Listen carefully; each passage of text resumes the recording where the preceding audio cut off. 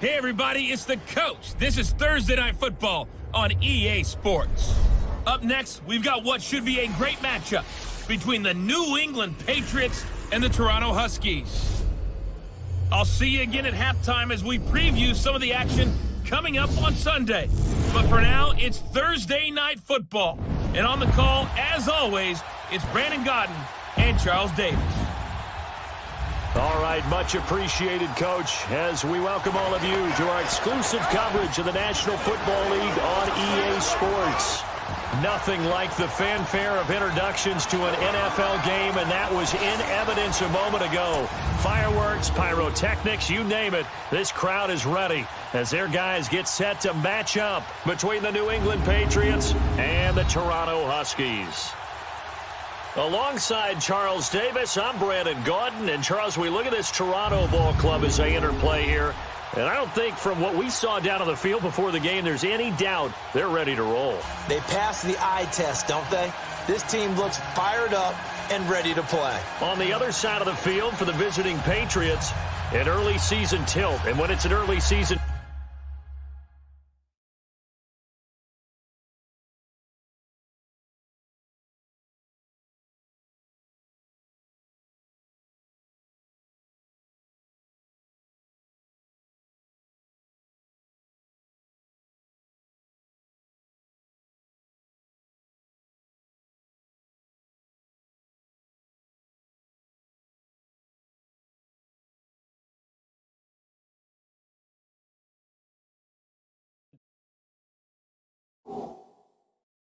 tilt should be ready to roll.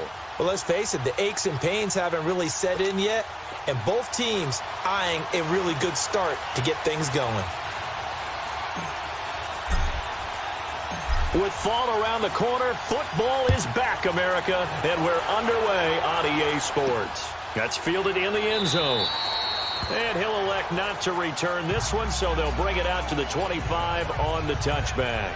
So here come the Patriots now to take over on offense. And they're led out by a guy who's done just about everything you could ever imagine to do in this league, the great Tom Brady. It's been a lot of fun watching him develop in his career. But that will to win, he's had that probably since birth, and it transmits itself throughout his entire ball club. Watching him play, it can be an absolute joy unless you're on the other team.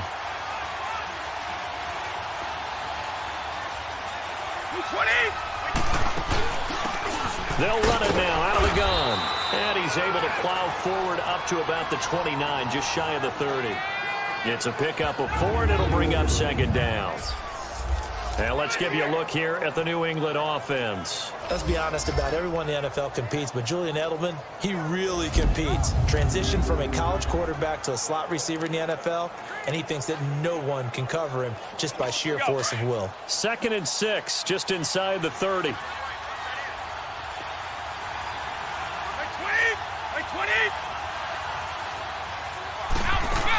They'll run it now out of the gun. And this one goes nowhere. Losing yardage back at the 22. It's a loss of 7. And now it's 3rd down.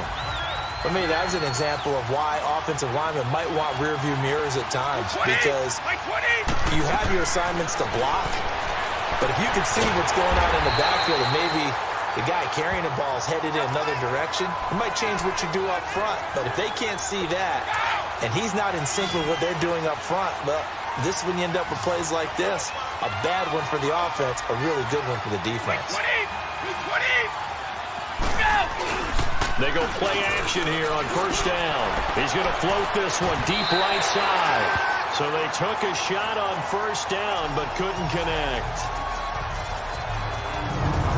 And this defensive line will be looking to control the point of attack. And that's what they've done throughout this season. This is a terrific unit. They play together very, very well, and they don't permit big plays to happen.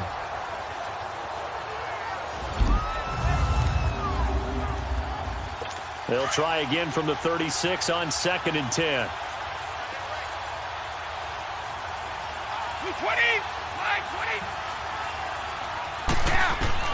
Brady again here on 2nd and 10. Slant route caught by Edelman. And he'll be taken down across the 50 at the 45 in enemy territory. The Patriot passing game is rolling. They've got another first down. Well, he's looking sharp right from the get-go here. Tough division. They needed this kind of a start. But I think this is part of where scripting comes in. We always hear about the scripting of plays, how they're going to be called. Everyone dress rehearses their script, and right now they're following it to a T. And for that opening drive, so part of the script still to come, right, partner? Yeah, no doubt about it. We've got a ways to go with that, but you can tell that they worked on the script the entire week in practice, and it's paying off for them. And they'll go ground game here with a tailback. And down inside the 40 to about the 38. That second down run, a big help as 7 yards leaves them with just a 3rd and 3 now. On a 2nd and long, it's really nice to see an offense that has enough confidence to run the football in that situation. I think that goes back to their practice and game planning. They've seen things that they've seen on tape and in previous games that led them to believe that even in a long-distance situation, they can still run the football and gain enough yardage to put themselves in a good spot on 3rd down. Brady to Gronkowski, they make it look easy, don't they? And it's a Patriot first down. Nice job keeping that opening drive alive, and they're in plus territory, that part of the field where you really want to convert on 3rd down. They did. Big-time pickup for them, and now I think the aggressive play callers think to themselves, this part of the field, I take my shot at the end zone, because the closer you get to the end zone, the field gets condensed. Makes it a lot tougher to run those routes. You still got a chance to actually run past people right now. Take your shot at the end zone early in the down and distance count. 6 yards was the pickup on the last completion, so here's 2nd and 4. They'll run it now out of the gun. And he'll be brought down inside the 20 at the 19. 9 yards on the pickup there, and it keeps the drive alive.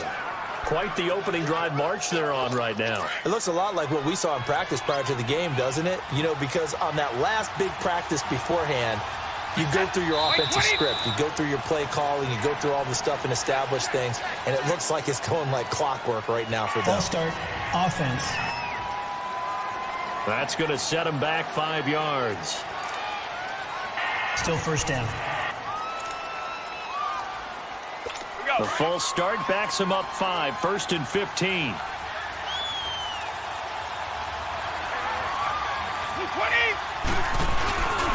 Now a handoff working right. And he's going to be met at the line of scrimmage and taken down. Call it no gain on the play, and it'll be 2nd down.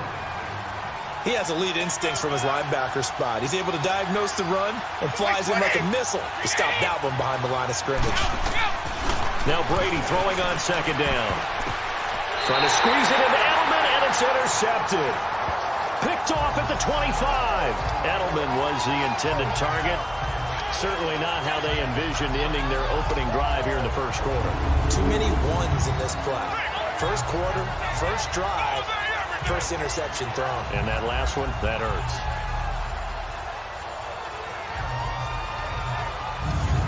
Out comes this offensive unit as they get set to take over here.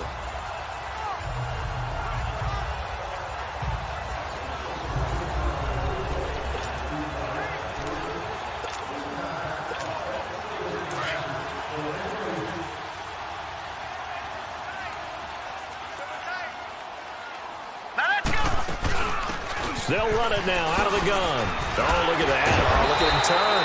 And he'll get this one up to the 26. Just a yard on the first down carry, so it's 2nd and 9. They tried a quick hitter inside, but that one was swallowed up because what they're hoping, those big defensive linemen will take the bait and move laterally and open up a crease that they can run through. Didn't happen on that play. And he'll be brought down. Oh, that's a face mask. Certainly looked like it. Indeed, here come the flags. Personal foul, face mask, defense. So that flag will cost him 15. And it doesn't matter anymore how you get the face mask. Any part of it, that's going to be 15 yards.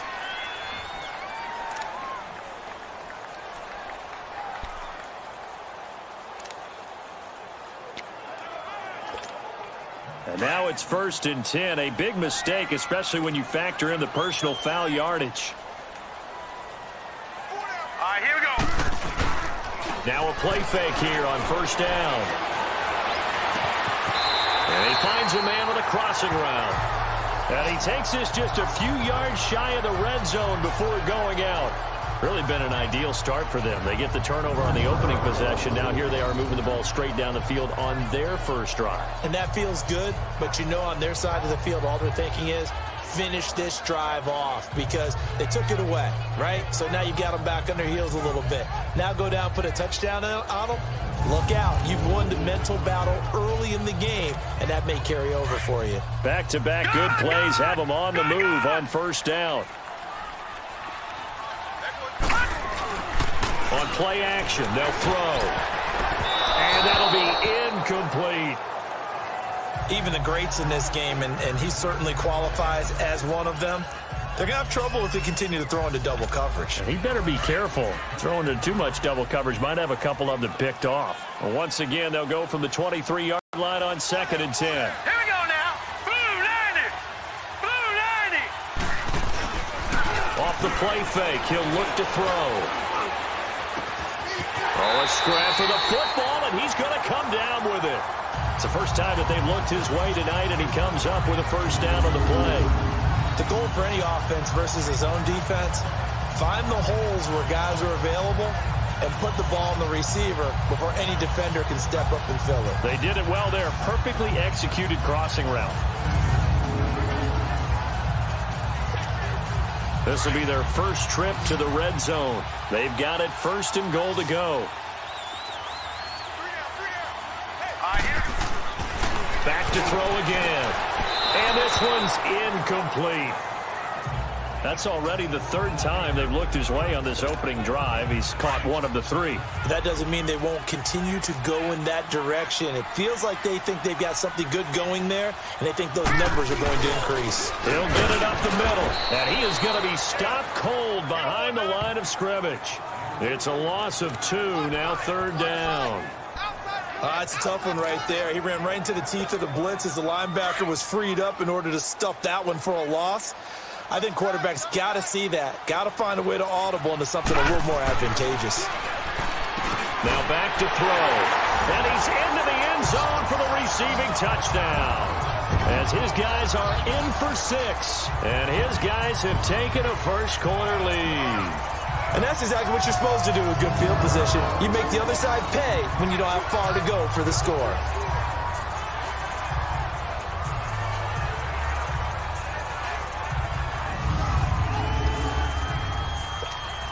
Point after try forthcoming. Extra point right down the middle. And that makes the score 7-0. So that lines up a 7-play drive all told.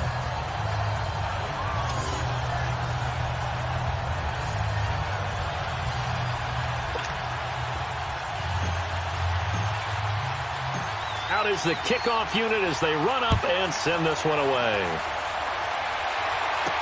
That'll be taken in the end zone. And he'll elect not to return this one, so they'll bring it out to the 25 on the touchback.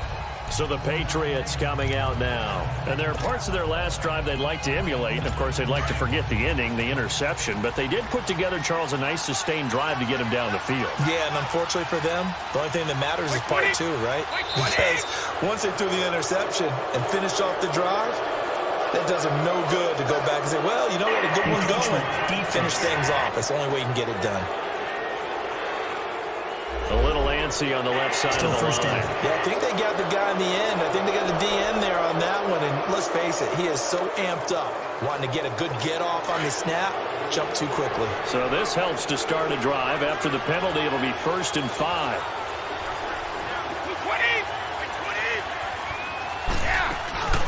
Now a play fake. Brady trying to lay one up deep. A battle for it, and it's intercepted. Picked off at the 25. And his guys will take over at the 25-yard line. Well, they didn't exactly show patience there, did they? Just down a score, they come out firing right away and compound things by throwing an interception. They put their defense in a really tough spot.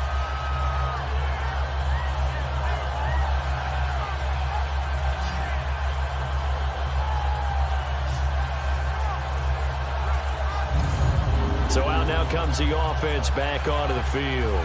They'll be looking to duplicate the efforts of drive number 1 that resulted in 7 points in the 7-zip lead. Well, you know how much I enjoy horse racing, right? Looks like they caught a flyer out of the gate, as they would say when you're running the big-time races. It means they get out to a fast start. They're setting the pace, making the other team chase now.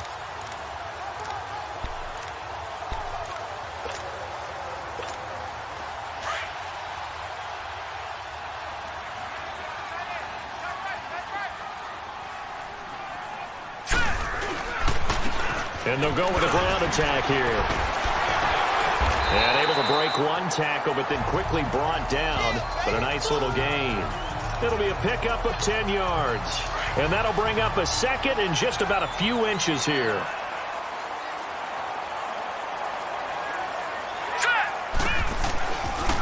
And on the ground they go with a running back. Not enough there for a first. No gain, as a matter of fact. And it leaves them at 3rd and 1. And when you don't pick up the necessary yardage in that situation, sometimes it starts to put a little doubt in the play caller's mind about what he's going to run on the next play. Because most of them, they thought they were going to pick it up right then and there. Now they've got to adjust what they're doing, adjust what they're thinking, and maybe they go away from what they originally thought. Well, a quick slant, good for 8 and a first. This has to go down as one of the simpler routes in the playbook, but oh so effective. Nice completion there. Keeps the sticks moving.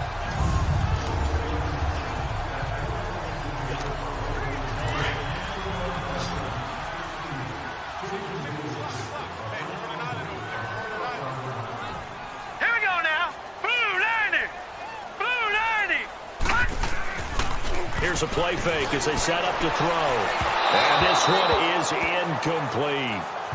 How about this offense? Already feeling good about themselves with a touchdown already in their first drive. They've certainly come out firing, even though that one was incomplete. With the 7-0 lead, more apt to take a shot like that downfield? Hey, you're one to the good. Go ahead and try and pressure advantage.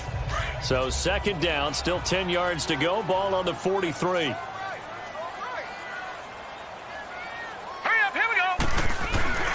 The play-action fake. They'll look to throw. Oh, he's able to out-muscle him here as he pulls it in. A really good pickup of 28 yards. And a good quarterback facing zone coverage. If he has just a little bit of time to survey the scene, that's what's going to happen. No doubt about it. If there's no pressure, he's going to continue to pick them apart because he'll have all that time to find someone open downfield. You can only cover for so long. So maybe they want to go to a zone blitz scheme, get a little bit more pressure. Remember when Carolina did that against Denver? They lost the game ultimately. They dropped the defensive end out, and he ended up with an interception in that game in Super Bowl 50. Maybe some sort of scheme like that to try and get more pressure at the passer.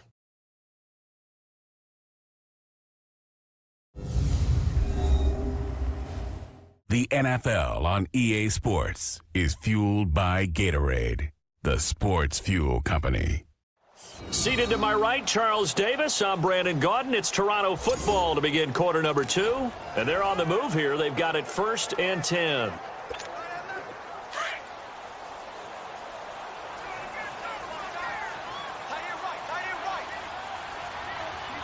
Here we go. Now they try the right side here. They'll get about 6 there as he takes this one down to the 24-yard line. That play wasn't quite as big as the play that preceded it, but still, gotta like the way they're moving the football, partner. Absolutely. Pretty good room to run on that last play. Yeah, they didn't get a first down, but still, you'll take runs like that each and every time, won't you? Looking to throw. And it's caught. And a nice gain of 21 yards.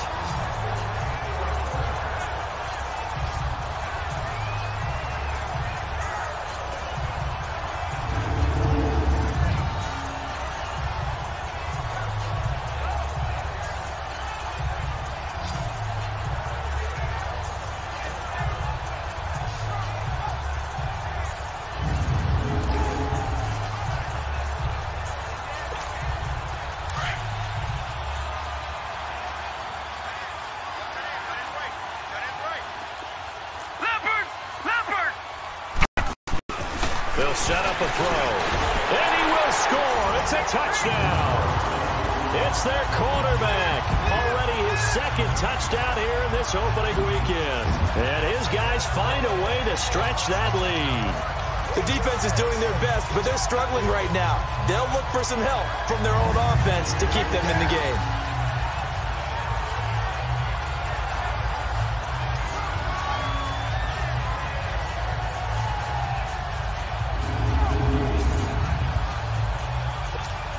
Out comes the kicking team here for the extra point. The extra point splits the uprights, and that'll make the score 14-0. So that drive goes 8 plays, and it ends with a 3-yard scoring run.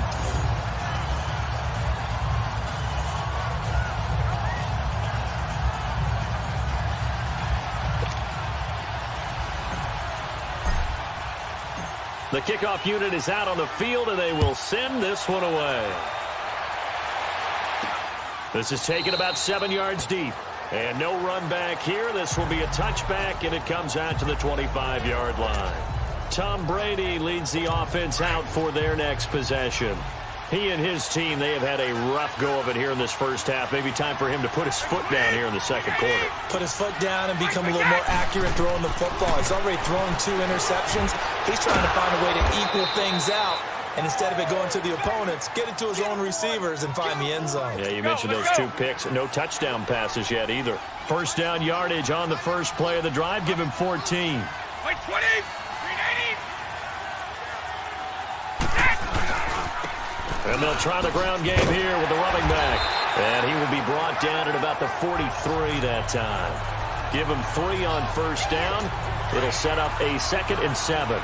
One thing to keep in mind, partner, especially in the second half, when you've got a running back of this size and these dimensions, I can just tell you, attrition does set in for a defense because you're excited about hitting him in the first half. Maybe not so much in the second half, and some of these shorter gains turn into bigger runs later. One thing you're hoping for when you run drag routes, you're able to hit a receiver in stride, and he can pick up a lot of yardage after the catch. But in this situation, the defense was effective, able to stop him before he could get a good head of steam going. They'll run it now out of the gun. No gain on the play there. A nice job defensively, and it likely forces a punt situation on 4th. Another down on the scoreboard, but the urge to go for it is almost irresistible here on 4th and short. Yeah, I know they're on their own side of the field. I was going to say. Normally I would say punt the ball away, but I'm feeling it. I say go for it.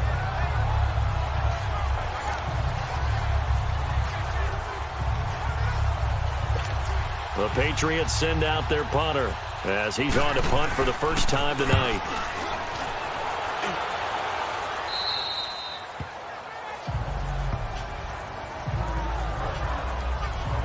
And let's look at their passing game, more specifically their receiving game. These guys have been great out wide. I'm with you on that one. We'll look at it, and we'll enjoy it, and actually marvel at it. These guys are making every catch possible. Boy, have they been fun to watch in this game.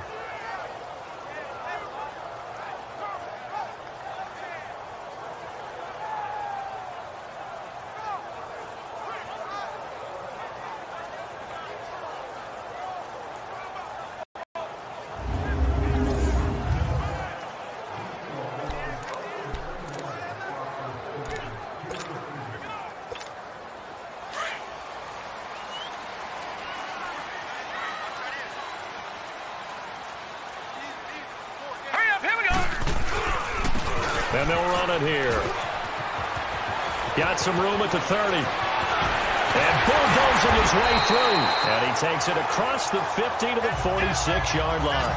A big chunk of yardage there, 37 yards. Outside handoff to the right side. If you're a running back, you love getting the ball early so you have vision to see what's happening in front of you. Right tackle likes that call. Big play for him. But don't forget about the guys you always tell me on the backside sealing off. When they talk about cutoff blocks, making sure no one can leak from the backside that can run a play down. And nobody leaked. Big play. So the line of scrimmage moves all the way across the 50 now as they come up 1st and 10. Running game working. They'll stick with it on first down. And he'll do a nice job here just to fight his way back to the line of scrimmage. No gain on the play there. 2nd down. So nothing there that time, and maybe you need to look to the O-line. They weren't able to create any space. No, they weren't, and you know as well as I do, as many offensive line coaches we've ever met, I think that'll be addressed loudly when those guys get to the sideline. And they're usually loud and big. And he's going to get this one down to the edge of the red zone. A good pickup there, 26 yards. They were in zone defensively, went with a crossing route. It's always interesting to watch that chess match. Yeah, and I think safeties don't mind crossing routes against zone because eventually you're going to run into their territory, and that's when they lick their chops in order to get the big hit or a play on the ball. Offensively, nice execution to find a hole, make the catch.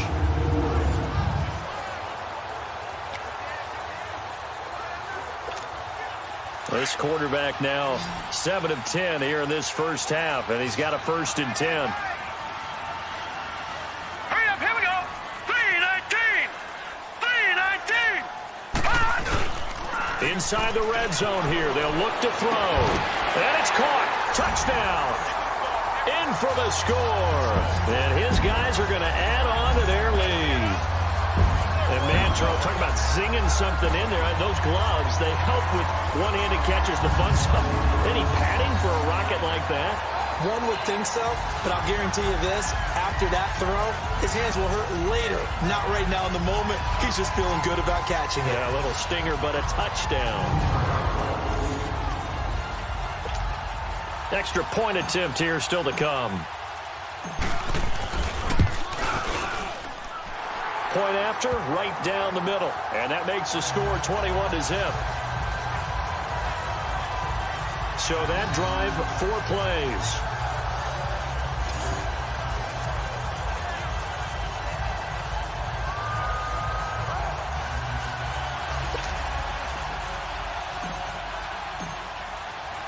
Set now to kick this one away, and off it goes. This is taken about 7 yards deep. And no run back here. This will be a touchback, and it comes out to the 25-yard line. And now out come the Patriots. And some dangerous territory. You're already down 3 scores. A 3-and-out here, or an inability to put any points up. This one might be over by half. Yeah, and what you also have to guard against is calling every play for a big shot downfield. You know, thinking you're going to get all these points back on one drive. You're not. And last time I looked, it's still the first half. I'm not saying you have ultimate patience here, but you also don't have to go ahead and force everything either. And not a whole lot doing there, as he'll get it up to about the 28-yard line. 3 yards on the pickup there, and it'll be 2nd down. They tried a quick hitter inside, but that one was swallowed up because what they're hoping, this big defensive lineman will take the bait and move laterally. And he caught it up, and this is picked up by the defense. And he'll return it to the 24-yard line. 1:57 to go in this first half. We'll come back here right after this.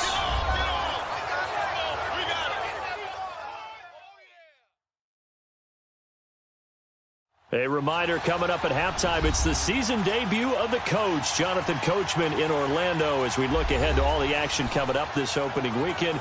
And of course, we'll also take a look back at this first half.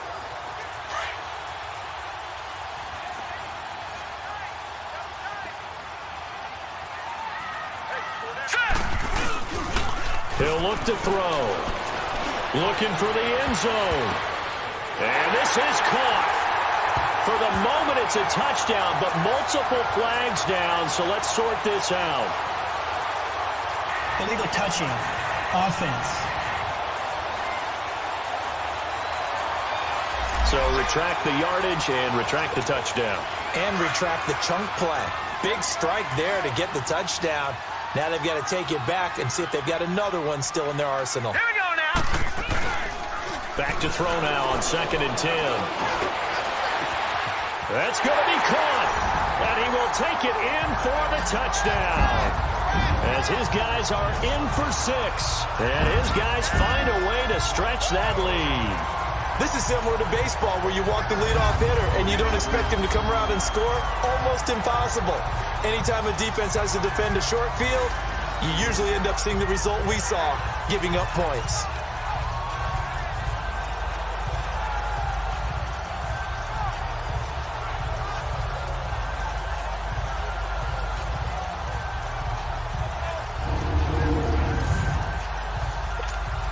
No going for two. They'll kick the point after. Extra point right down the middle. And a rout is on here in this first half.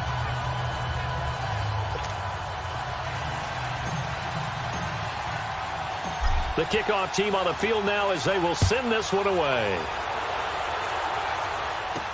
That's fielded in the end zone. And no run back here. This will be a touchback, and it comes out to the 25-yard line. Now the Patriots offense, they work their way back out onto the field. Typically down to the first half, I might say, oh, you at least need a field goal out of this drive, but they're down to the point where they need a touchdown, don't they? Yeah, normally, you know me. I mean, you've been around me for a while now, right? Unfortunately. I'm sorry about that. But normally, I'm the one preaching patience. Yeah. You know, take your time, first half, you still got a chance. I think they're out of patience here. This has to be a drive that gets a touchdown. So if you're the play caller, you're going to that portion of the sheet that says big-time plays, specials, anything you can use to get yourself back into it. The former 7th-round pick, Julian Edelman, just continues to have such a productive career. And has made himself into a receiver. Remember, and now a fumble. Brady loses the football. It's going the other way. And put it on the board. It's 6, a touchdown.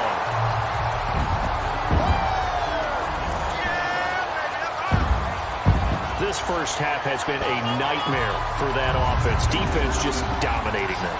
And when you're picking up the ball, picking up their mistakes, and taking it the other way and putting it in the end zone, that's a defense's dream. They're having that type of a game. Everything that can go wrong has gone wrong for this offensive unit.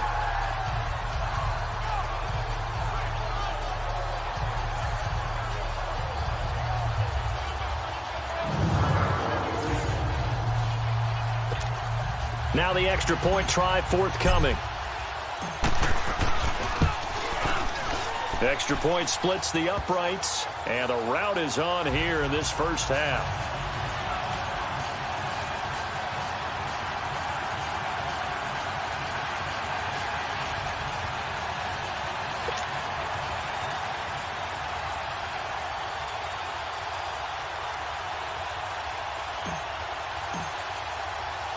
So here's the kickoff now as they'll get it again following that fumble return for a score. That'll be taken in the end zone. And no run back here. This will be a touchback, and it comes out to the 25-yard line. Now the Patriot offense set to take over again. And they weren't on the sidelines for long, but I'll tell you what, I'm glad you and I weren't down there. We could hear them. The coaches from all the way up here, they were adamant. You've got to hold on to the football or else we have no hope. Yeah, it's easy for me to laugh sitting up here, but you're exactly right. If we were down there, that message would have been received a whole different way. Because turnovers, they've been a big problem for them. Got to take care of the football. Got to hold on to it. Throwing now is Brady. His throw incomplete. Gronkowski the intended target, and that'll bring up second down. This team is not going to make it easy for you. They're a physical group, and we just saw it there on that play. It came in, made the contact, just as he's trying to haul it in. 20, 380. Looking back to the air on second down, it's Brady. To the right side, and he's got Edelman. And they'll take him down at the 31-yard line. 6 yards is the pickup, and that'll lead to a third down.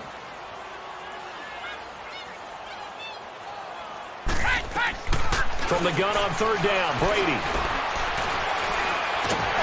And a big loss here as he's taken down.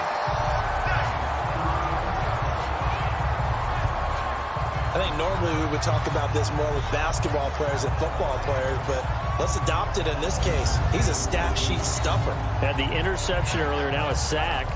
What, he just needs a touchdown for the trifecta. That's about all he needs, and he's going to go for it.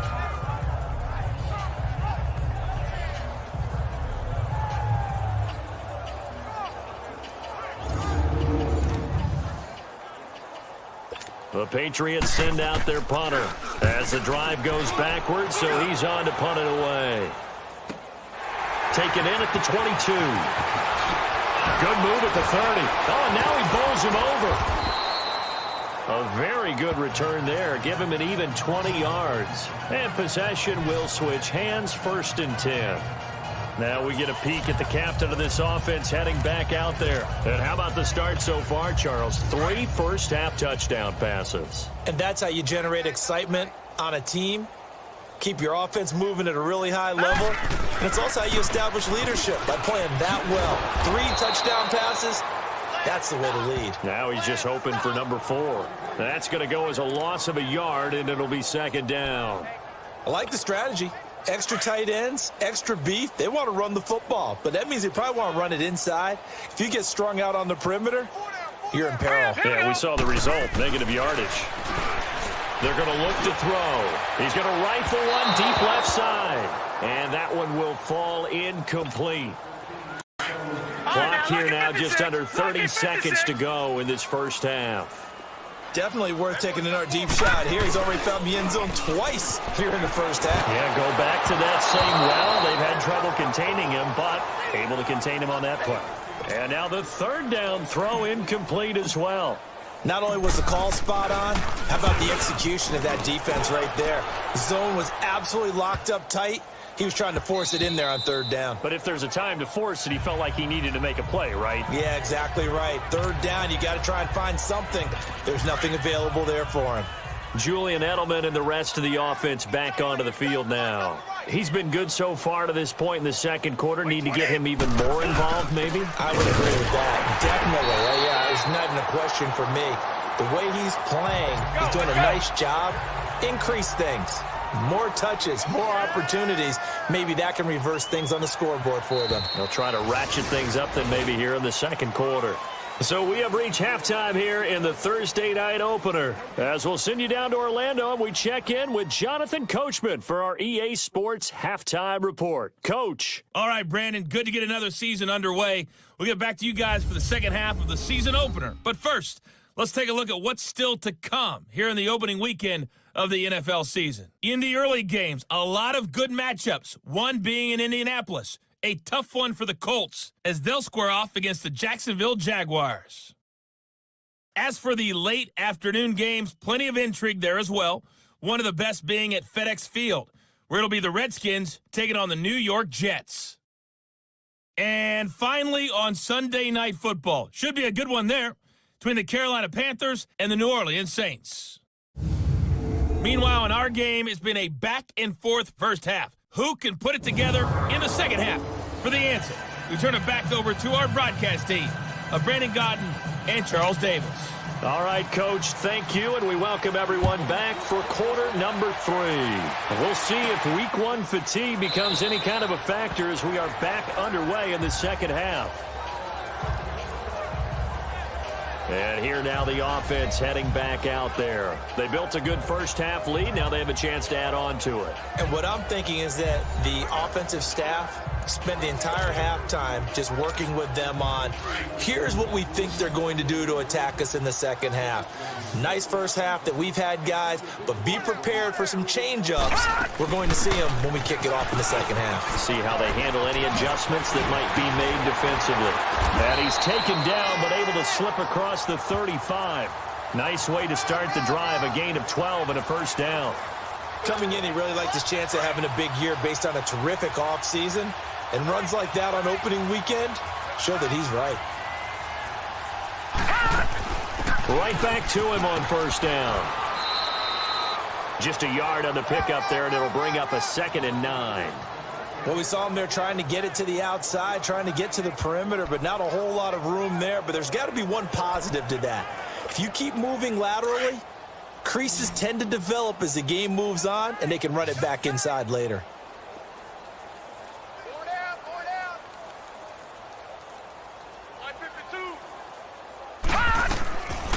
From the shotgun, he'll look to throw. And he slings one that's incomplete. I know coaches tell us all the time that having a powerful arm isn't the #1 thing they look for in a quarterback. But when you're trying to throw inside routes and you need to put some heat on it, it helps to have the big gun. In this case, just a little bit too much. After an incomplete pass on 2nd down, that'll leave him trying to convert on 3rd and 9. And he goes down. It's a Patriot sack. To me, the defense was looking a little gassed near the end of the first half, but they've come out of the locker room with a little extra spring in their step. Wonder what they did at halftime to get them so motivated. I don't know, but that sack looked good. Now let's see if they can build on the momentum of that play. Now a hit and a loose football. And the defense will get their hands on it, going the other way. And his guys are going to take over at the 21-yard line. It's been a struggle all game for them on offense. This was a chance to maybe provide a little bit of a spark with a punt return. Unfortunately, that spark got doused. Yeah, and you call special teams the third phase, but you see here it can be the first phase sometimes. That is so true, right? It can ignite it one way or the other, and boy, that didn't help them at all.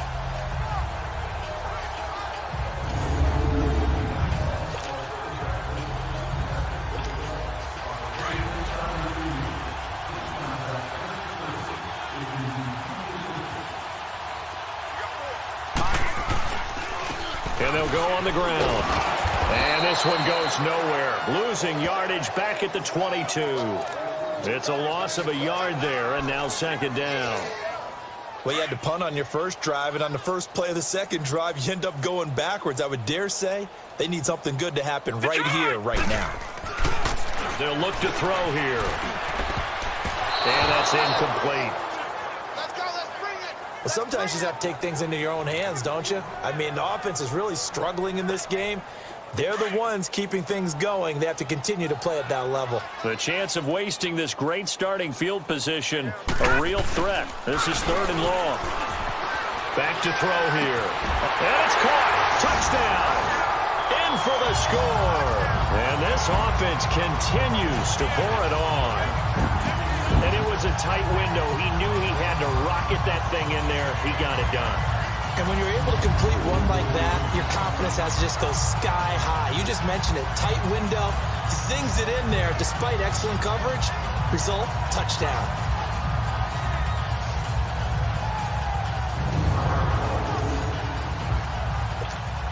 Now the extra point.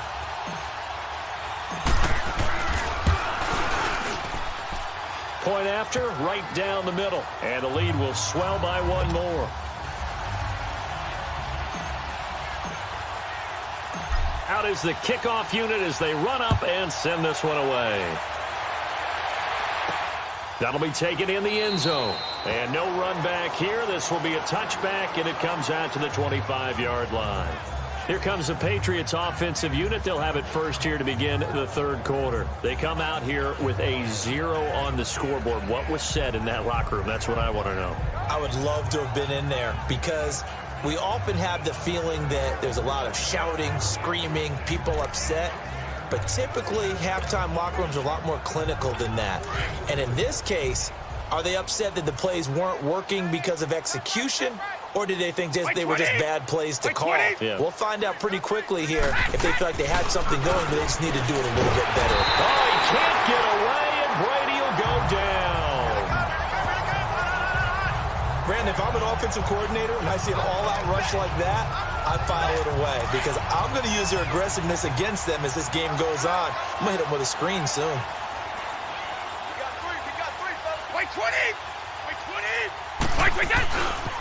Now a handoff looking right. And he finds some space past the 25 to the 27. Call it 7 yards on the carry, so a pretty good gain, but still left with a top 3rd and 8. Despite the blitz, they're still able to pick up a nice solid gain. The disadvantage of blitzing often alters the normal spacing and run fits, and leaves creases like they were able to exploit right there. Now Brady looking for Gronkowski, and he's got him complete. And he'll be tackled right on the chalk of the 45. 18 big yards on that one, and a New England first down. Ah, yes, Brady to Gronk. You think these two are in sync? Without a doubt. And look, they both understand what they can do for each other. Gronk knows if he gets open, the ball's going to be there. And Tom Brady knows what a great security blanket Gronk is. When all else fails, you find big 87. 15 more there, and they're on a roll. It's another first down. I know I spend a lot of time talking about how tight ends in a lot of cases now are pumped up wide receivers, but they're still big people. He used that frame right there to absorb a really big hit on him and held on to the ball. They'll run it now out of the gun. And able to push his way forward here for a good little gain. It's a 6-yard pickup.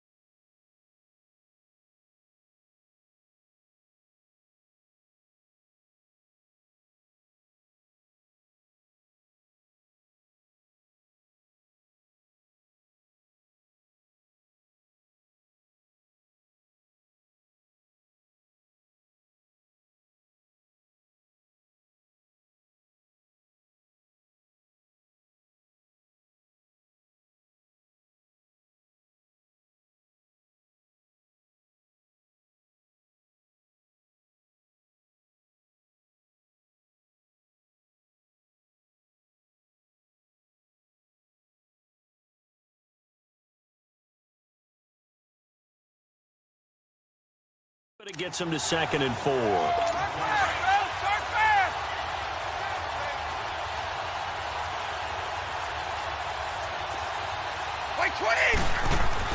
On 2nd down, here's Brady. Firing quickly here, and that's complete. And he'll be brought down at the 27-yard line. It's a 7-yard gain there, and it's good enough to move the chains. I always laugh when people say, what's the toughest route to defend? And I'm like, any of them, especially if it's a good receiver. That makes things very difficult. But when you're running a drag route, something short and shallow, going through defenders, using guys almost as screens in order to get open, that makes things tough for guys trying to get to the football. Brandon, that play typifies what we've seen from the offense all day long. They've had no success getting things going. I think for the offensive coordinator, he's got to go to that side of the play sheet that says, try something different. Try some specials, something they haven't seen all day to try and get this offense kick-started. And they'll go ground game here with a tailback. And he'll get this one down to about the 27. A gain of a yard gets them back where they started. Now it's 3rd and 10. You know that old expression, it's not my night? It hasn't been his so far. I don't know if the legs are a little bit heavy. Sometimes having to hang out all day and play doesn't exactly play to your advantage, but it's been a tough go for him. And every time he looks up, somebody's there defensively. That was the same case on that play. The Patriot passing game is rolling. They've got another 1st down. I think it all came together there. In-breaking route, drove it with excellent pace. Money throw right there to move the sticks.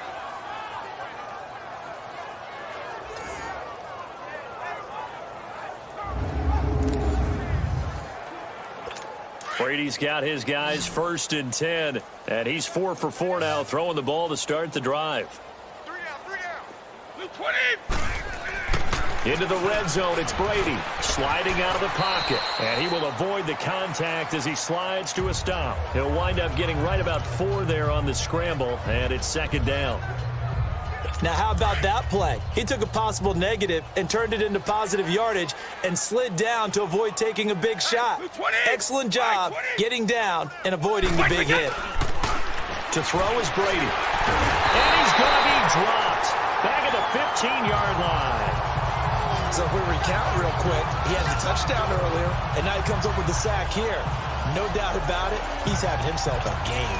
New England on 3rd down. They've converted 4 times out of 6. Not bad. This is 3rd and 9. Now Brady. He gets it into the hands of Gronkowski. Complete. The completion there winds up a wash, and it'll bring up 4th down. Brandon, just mark that under the category of just not successful. Trying to throw the ball, just didn't work on that one. Completed it. No yardage. Oh, they get to the football. It's blocked. It's picked up. A live ball here, remember. Well, that field goal block pretty much sums up the day for them, doesn't it? Boy, it really does. What's the word we often use? Symptomatic. It's just been a sign of how this one's gone. Give a lot of credit to the guys who got in and blocked the kick. They've had the advantage all game, and they continue to press it.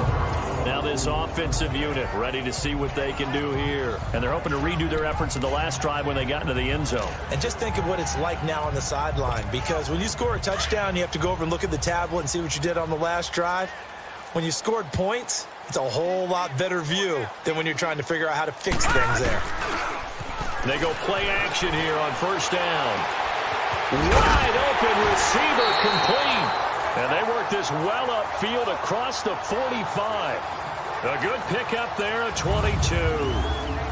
Boy, the evolution of the game and how these guys on plays like that can get out of the pocket, keep plays alive, it just makes things so much harder for defenses. It really does, and we're talking about an era in the game where the quarterbacks are the most athletically gifted that we've seen in a bunch. I mean, when you talk about collectively, it's unbelievable. So their ability to move is practiced now. It's not necessarily, oh, he just took off and you guys figure it out.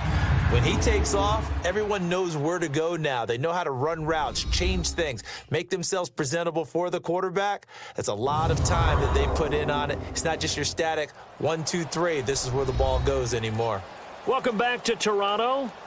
And this is a blowout so far as we get set for the 4th quarter. A very one-sided affair.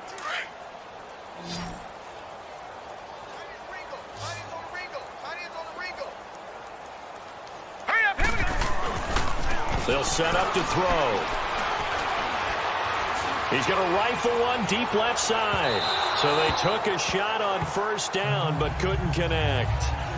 Fourth quarter, you've got the big lead. If you're coaching, Charles, you still taking shots like that downfield? I'd be a little more concerned with running some clock and making sure you're taking care of the lead, because you keep flinging it around, you throw a couple of picks, you can put yourself in jeopardy. And his throw's going to be incomplete. Another throw on second down, and this one incomplete as well. Well, the secondary's really struggled today, but that's a little bit of a measure of revenge, isn't it? And they just followed the basic rules. See ball, knock ball away, turned into a nice play. They'll drop the throw. He's got his tight end in Njoku. First catch of the new season for him, and he picks up the first. There are so many things to watch for when you play defense. And reading your keys, you always hear about that, and having your eyes in the right place. Sometimes your eyes can fool you. How about that play action there? They sprang the big guy, didn't it? Able to dump it over the top to him. And this one's going to go the wrong way. Losing yardage back at the 42. Calling a loss of 2 on the play. And that'll make it 2nd and 12. Brandon, it's clearly a running situation when you're up in the fourth quarter. They're going to have to stack the box and make it difficult for them to move the ball. Made it very difficult right there. Now they need to repeat that effort. Yeah, bring 7, 8, 9, whatever it's going to take to slow them down. Over the middle, complete. That's Meyer. A really good pickup of 28 yards. Still throwing the football here, even with the big lead. Yeah, I know you and I came up in a different era, and we think about sportsmanship and all that. Other people think about fantasy points and getting their numbers. That's all they care about right now.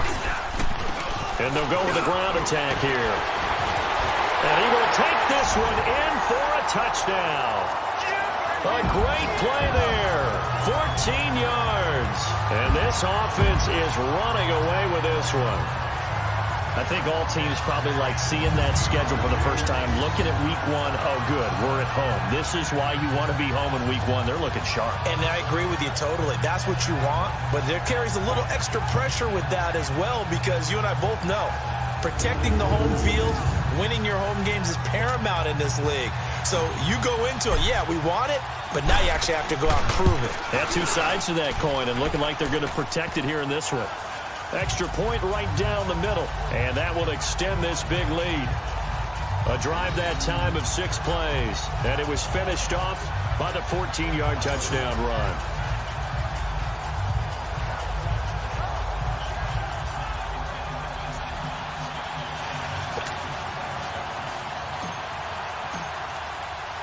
The kickoff unit is out on the field, and they will send this one away. That's fielded in the end zone. And no run back here. This will be a touchback, and it comes out to the 25-yard line. The Patriots offense now, they work their way back onto the field.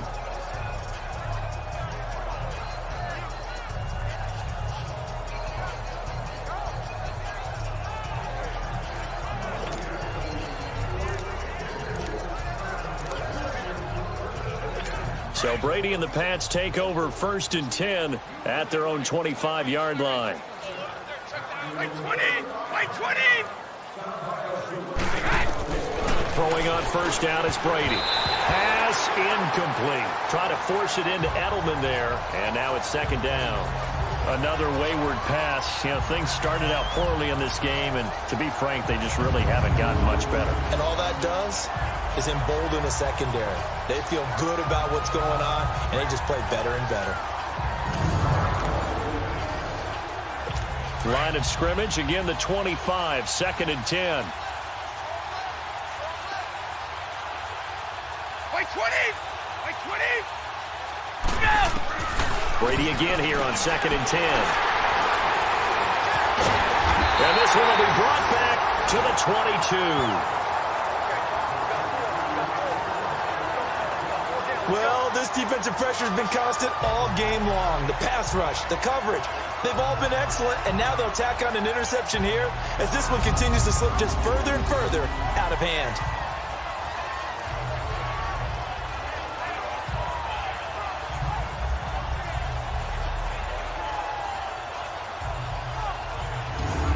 Now now this offense ready to head back out there. With this lead and the football, things obviously looking good, but maybe, you've taught me this before, maybe this is where the defense is hoping that the offense helps them preserve that shutout that they've got going. And it has to be in the minds of the offense that they know how rare it is to get a shutout. So take care of them, protect them, take care of the ball, move it downfield, run the clock down. You don't want your defense to have to go on the field again the rest of the game. Reward them. That's going to go as a loss of a yard, and it'll be second down. Run blitz there defensively, something we might see more of here in the fourth quarter. I think we'll see a lot of it, and the difference between that and a pass blitz, you're just trying to get to the quarterback. You're trying to scheme someone open who will get to the QB and make sure he gets on the ground. In a run blitz, you're actually trying to cover up gaps, you're trying to cover up holes so they can't run the football. His throw caught right around the 6. 18 yards there, and it'll be a first and goal. They have the nice cushion. They just want to pour it on right now, still throwing the football. And I know my background says, why do you need to do this? Just go ahead and run out the clock and get a win. But as many people have pointed out to me, it's a video game, man. Go ahead and put the numbers up. Sportsmanship, not an issue. Exercise those fingers. Back to throw. And that's going to be incomplete. It's always a battle. Who's going to win on first down, the offense or the defense? Let's face it, if you've got the ball, 4 yards or more on first down is what you're aiming for. They tried to throw for it there. Nice effort to knock that one away and bring up second down. The line of scrimmage, once again, the 5 as they get ready for second and goal. All right, here we go. Blue 90. Blue 90. Now they'll throw here out of the gun. And he can't corral it. Maybe a big missed opportunity there defensively in the end zone. And now third down. All right, Captain. It's batten down the hatches time defensively. Dodged 2 pass attempts to the end zone. Now what do you think they're going to try and dial up on third and goal? Well, knowing them and knowing what we just seen, I think they're throwing it again, don't you? I think you have to. I think in this situation, you kind of run out of your running play. And it'll be intercepted. Able to get there and pick it. Now they get a fourth quarter pick. A little something to hang their hat on, I guess. Okay, so let's face it, though. Who's happy about this play? Fantasy guys, right? Yeah. The analytics will tell you one thing or another. That's a bad play on one hand, a good play on the other, but it's all about the fantasy points here. Yeah, because this ball game is over. And he fumbled it. It's on the ground. And it'll be a turnover. This is going the other way. Okay, this isn't one where you want to take the game tape and hold it up as an example, do you? I mean, you talk about frustrating all the way through. And that last error, I think that crystallizes it, doesn't it? Absolutely. That's been representative of their entire game still being shut out. Now this offense about ready to take over again. The outcome of this one, well, we know who's going to win it. It's just all window dressing at this point. Got me thinking, what's the biggest blowout that you've been a part of as a player, broadcaster? No, I'm not going to go to the player part because when I think blowout... Because you won every game as a player. No. I think about being blown out. And no one wants to go back to those memories. But, when I was calling college football, I saw a game that, a team put 70. I actually saw it happen twice. A team put 70 on their opponent. And in the NFL, in the 2017 season, I saw one of those changing of the guard games where a team that hadn't been very good before now was dominating and kicking around a team who had been ruling their division. And that's when you earn your paycheck, right? As the analyst, you got to fill that. And it's caught. Touchdown. As his guys are in for 6. And his guys capitalize on the short field as they take it in for 6. So another score there. And often you talk about the 3 phases of the game. Defense, offense, special teams. It's been a clean sweep in this one, hasn't it? It certainly has. They've been pretty dominant throughout this game. And privately, the head coach will add a 4th phase. That's the coaching. And he'll tell the ownership that as he tries to negotiate a new contract off of this win. They are looking strong here in the fourth quarter. That's fielded in the end zone. And no run back here. This will be a touchback, and it comes out to the 25-yard line. The Patriot offense now set to come back out onto the field. And last time, not only the turnover, but that turned into 6 points. They got to make up for that here. We always hear about empty possessions, but some are worse than others. You can have an empty possession, punt the ball away, get yourself set to play defense, but when you turn it over, it changes momentum, and when they take it downfield and punch it in on you, that's a bad possession all the way around. Yeah, but you're hungry to get back out there, aren't you? You better be, because otherwise, it's going to be a long day for you. A gain of 39 that time. Well, partner, I'm not sure how this drive's going to end, but how about the way they flip field position there? A nice attacking play. They picked up a heck of a chunk of yardage. So how about that for a chain mover? They're all the way down inside the 40 now for 1st and 10. On 1st down, Brady. Going right side here, and that's complete. And inside the 20 before he's brought down. The Patriot passing game is rolling. They've got another 1st down. Nice game there, partner, but you and I both know that won't do anything for the final score. They're not going to win this one. Right now, they're playing for pride and fantasy points. And just to erase that goose egg, nobody wants to be shut out. Now Brady got his man complete over the middle. That's Wagner. Give him 9 there on the 1st down completion. Nothing fancy on 1st down, but a very consistent type of a play. Hit that slant. A lot of people call it an extension of the running game, and it can be if that pass is completed, because you hit a guy on the run like that, he often can go for big yardage. Sets him up nicely for 2nd down, staying ahead of schedule. Now flags come in. Looked like one of the Patriots might have moved.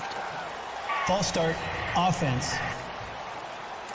Maybe anticipating a blitz, and they jumped. Yeah, and if we saw it, you know that they saw it. The bad guys might have been coming on that play. Had to pick them up, and they jumped. 20. Again, they'll throw with Brady. And for the 4th time tonight, it's an interception. Picked off at the 12. And a big turnover there as his guys will get the football back. Thought they had something going there to break that goose egg here in the 2nd half, but to no avail. Hope was alive until that interception.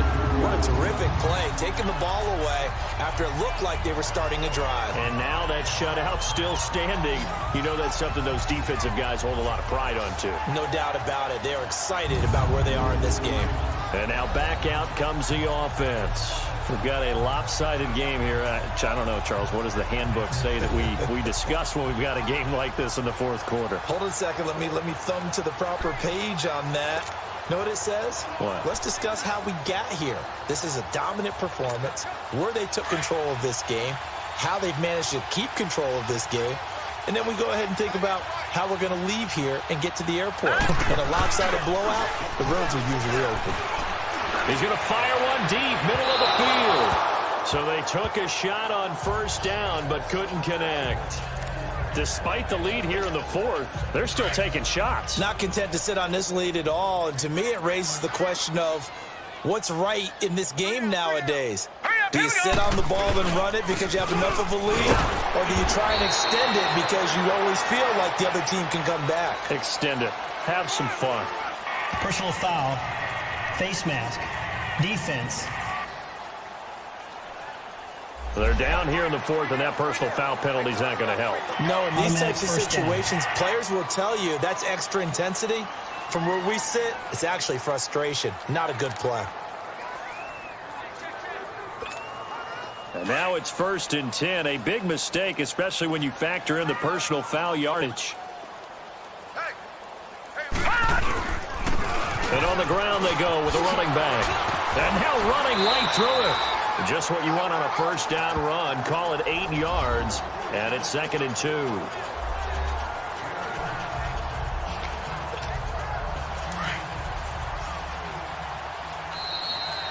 Time for a break. This one, all over but the shouting. We'll finish it after this.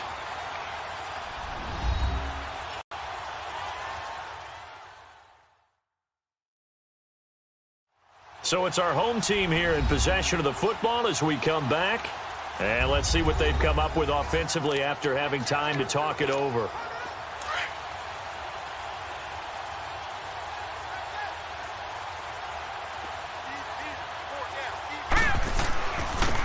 And they'll try the ground game here with the running back.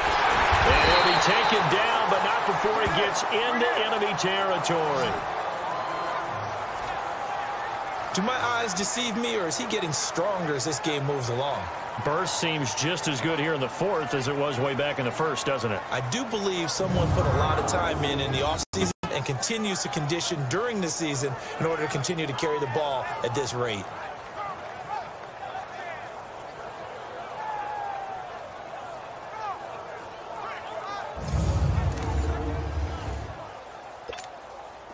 Not totally home free yet, but it's looking good as they come up 1st and 10.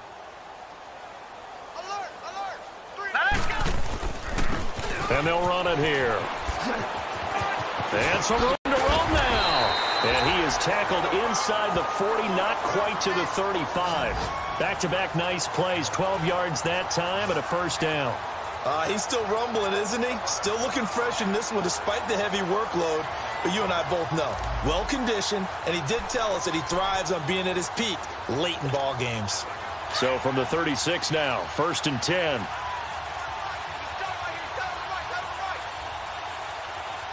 Here we go.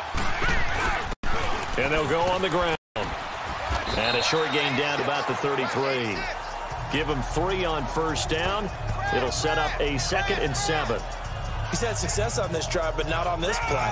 Finally, they bowed up defensively. I think they were determined not to let him take it pretty much all the way down the field. Yeah, it looks like they handled their run responsibilities correctly this time. What we call them run fits, everyone was in the right place.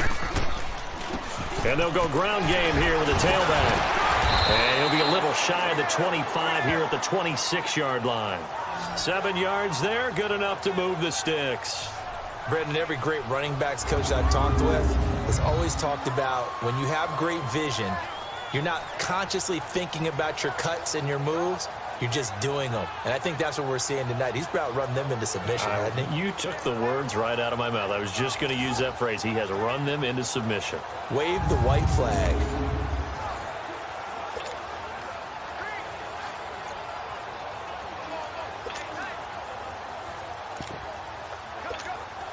All runs on this drive so far. It's 1st and 10. Here we go now. Now a first carry for their fullback. And able to break one tackle, but then quickly brought down. Credit him with a 1-yard gain there to make it 2nd and 9. That's someone who's pretty happy right there. That's the defensive coordinator. Body after body getting to him before he can get started. On the give, this is their fullback. And he's going to fight his way forward here for a modest gain. 6 yards on the pickup, and that's going to bring up a 3rd down. They've definitely established a rhythm on this drive, moving the ball quite well. And big man with football is an integral part of the whole thing. Well, my friend, for the players, it's good for them to get that first game under their belts. For you and I, that first Thursday night game, also good for us to get that under our belts, wasn't it? It was no longer preseason. We were into the regular season, the first game of the year. And, you know, all eyes were watching this one. Everyone was excited that football was back. And it's just special. You could just feel it. It's so good to have the pigskin back out there. It'll be crisp fall weather before we know it. You got that right, but I love the build-up to it, right? All day long anticipating it, and then we got here and we saw a game, the first game of the year. Let's keep going.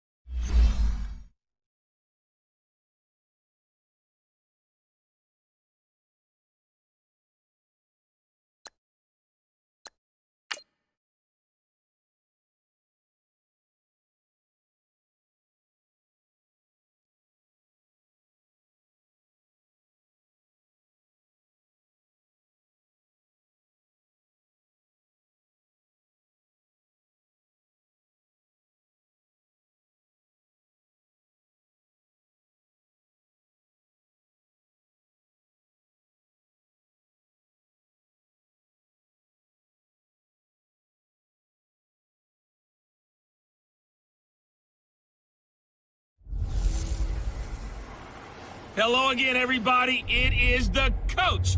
You're tuned in to Madden 19 on EA Sports. Coming up, we've got a good one on tap between the Toronto Huskies and the Baltimore Ravens. I'll be back with you again with scores around the league at halftime. But kickoff right around the corner. Standing by to call the action, here are Brandon Godden and Charles Davis. Coach, thanks. EA Sports coverage of the NFL brings us to the Inner Harbor and M&T Bank Stadium here in Baltimore, Maryland. The scene a few moments ago, here it is. It's unlike any other in sport as both teams made their way out of the tunnel. These folks are fired up as their guys are ready to do battle between the Toronto Huskies and the Baltimore Ravens. Alongside Charles Davis, I'm Brandon Godden. And, Charles, you look at this Raven team as they get ready here. They've been buoyed by getting 2 home games right at the start, and they come off a good victory in Week 1. And they looked awfully good last week and came away with a 2-touchdown victory. They did have a few reasons for concern defensively, but all in all, they'll take a repeat here if they could get it. Meanwhile, for our visitors from north of the border, they too were winners last time out, so something's got to give here. I love it when both teams come in off of wins. Great mindsets, and it usually leads to a really well-played game. 2 teams here fresh off Week 1 victories. Who can keep it going as we're underway on EA Sports? And that'll carry over the back line of the end zone for a touchback. So out comes this offense to take over for the first time. And they'll be let out by the guy under center, Charles, their quarterback. What I enjoyed this week is that you asked to talk to his offensive center before the game and find out a little bit more about him and what the relationship is. And that was a pretty positive story, wasn't it? Yeah, and really what I took away from that is just how it has permeated throughout the entire offensive line, the relationship they've had. It's really a group that's in sync. They care about him. That's the thing. They really care. And when you care that much, you're going to play that much harder for him and give him a better chance to lead the team to wins. And he will lose yardage here back at the 23-yard line. That's going to go as a loss of 2, and it'll be second down.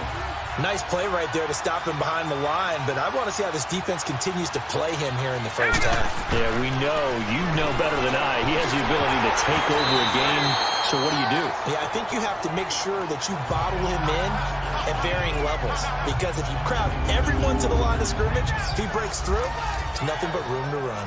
And this O-line, it is the lifeblood of the offense. They establish the tone. Mean, nasty, physical. They can't wait to get after people. That allows the rest of the offense to feel confident. 3 and out, a real danger here on their opening drive as they come up on a 3rd and 12. Off the play fake, he'll look to throw. And he's going to have to eat this one as down he goes. We've watched this a long time, and I still don't believe we get it. 3rd and long. Why are you calling play action? Yeah, because they're not going to bite defensively, right? No, not at all. I did have a coach explain to me years ago that for some teams, that's how they have to deal with pass protection and their line blocking. But to me, it seems silly. Yeah, well, they're silly, and that leads to a play-action sack. But fortunately, he's able to recover his own fumble, and that could have been trouble. So now the Ravens getting ready for their first go on offense. Commanding the offense will be Lamar Jackson, the electric quarterback out of the University of Louisville. And no one can run the football like Lamar Jackson from the quarterback position. The most dynamic guy with the ball in his hands since probably Michael Vick. Got more accurate throwing the football each and every year at Louisville. But how about this one? A first-round pick in 2017, the number 32 pick in the first round. The last guy to do that at Louisville, Teddy Bridgewater, the same exact pick when he came out. He's got his man. It's Andrews. No gain there on the completion. 2nd and 10. Well, that was a simple throw and catch, but even with that completion, 0 yards gained. So they're behind schedule on down and distance. I think they were hoping to get it to him. He could make a man or two miss, but that window closed quickly. Had the completed pass, but for no gain, stopped right at the line, so it's 2nd and 10. From the gun, it's Jackson. And he fires one that's intercepted. He's picked off just shy of midfield. And they take possession 2 yards away from midfield at the 48-yard line. Gates, the intended receiver there. That's now his second interception and as many weeks from his linebacker position. And think about all the different techniques he has to employ in a passing situation. Is he spot dropping because it's zone? Is he picking up man-to-man? Is he having to run with a running back or a tight end? In any event, great eyes, head on a swivel, and excellent hands. Yeah, versatility and showing those hands. Out comes this offensive unit as they get set to take over here. And on the last go-around, they really couldn't get anything going. They had to punt from deep inside their own territory, which means you're going to lose the field position battle as a general rule. What they're looking for now is a little more consistency, move the ball at least a few times on offense, get a couple of first downs, and hopefully flip the field. Yeah, just something to build off of. That's what they're looking for here. They'll come out throwing here to start the drive. An open receiver, that's David Njoku. And he'll go down, but not before getting this inside the 30. A good pickup there of 20 yards. Right after the turnover, they come out throwing. And that means it's a sudden change situation. We used to practice it on defense. Sudden change, get out there, stop the offense. But you typically run out there a little bit unsettled. I think that's why he came right out throwing the football, hoping to catch him off balance. And he did. And now a throw on first down there, but it's incomplete. You get a tight end like this, and you know he's used to dishing out punishment, but here, he's the one that has to absorb the contact, and as a result, unable to hold on to the football. Hurry up, here we go. Now he'll look to throw here on 2nd and 10. He's going to let, and it's caught. Touchdown. In for the score. And his guys have taken a first-quarter lead. They scored the most points of anyone on opening weekend, and now first-quarter touchdown here. And while there's no guarantee that all the points they scored in opening weekend are going to hold up and be the average all year long, they're certainly starting to set that type of a pace. And what you do with that is you put in the heads of all of your opponents, we've got to really be ready on defense because these guys know how to put the ball in the end zone. You think they can keep piling on the points like this? I think they can if they're prepared to adjust and adapt because they won't see the same defenses week in and week out. Extra point splits the uprights, and it's now a 7-0 game. So they only needed 3 plays on that drive. Set now to kick this one away, and off it goes. This fielded at the 2. And not a bad return here. He gets it out to the 25-yard line. Here comes the Raven offense now, ready for another possession. And following the interception, just any interception, are you a little bit more cautious when you start that next drive, or no, you just throw that out the window? I think you are. I don't think that there's any way you can run back out there and go, the totally didn't affect me. Let's just go ahead and be loose with the football again. You're going to take care of it, but you have to be careful about being too cautious because now you can't run any offense at all. Still want to attack. We'll see how they attack them here. What's the old expression, 3 yards in a cloud of dust? In this case, it's dust-covered pellets. It's no longer that old grass that we used to play on, right, and chew it up. Now we've got that artificial surface. See the pellets go up. Still a nice play by the defense. And he's able to take this one up to the 35-yard line. 6 yards is the pickup, and that'll lead to a 3rd down. That was a nicely run slant route, and what the receiver's trying to do is make the defender think he's going upfield for a deeper route, and then breaks it off, usually after about 3 to 4 steps, and cuts towards the middle of the field. And now what he's trying to do is use his body to keep the defender away from the football and get the quarterback a really nice target. The 21 yards there as they convert on 3rd. Partner, this is one of the best routes anyone can have in their offensive playbook. Tough to defend because you think it's a go route, and then he breaks it back on the comeback. There's one other thing you need as well. A well-thrown ball. Exactly right. The guy has some precision in throwing the football because of the timing of the route. Now here's a pass on 1st down that's knocked away and incomplete. There are a good number of coaches that anytime they call an in route are really worried about the play because there's so much traffic ordinarily that the ball has to get through to get to the receiver. And on that play, it was batted down. Throwing is Jackson. He goes full extension, and he's got it. And a nice gain of 21 yards. When you're a player of his stature, you don't just circle the games on your team's calendar. You circle the Pro Bowl? Without a doubt. That's a game that you just figure you're going to be in each and every year. And it's because of catches like that. That's why he goes. All right, here we go. 3-19.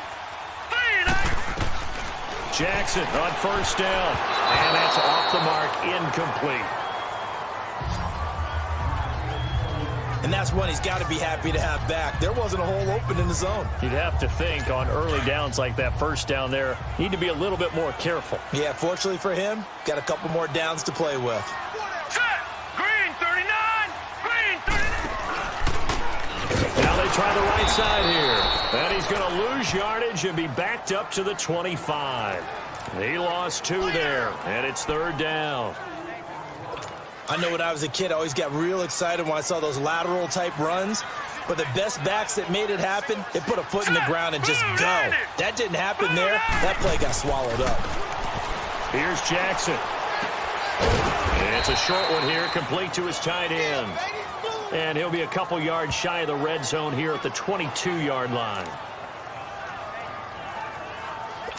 So on 4th down, here's the Ravens Pro Bowl kicker, Justin Tucker, out onto the field. It's a 39-yard attempt, right hash. And Tucker's kick right there. It's good.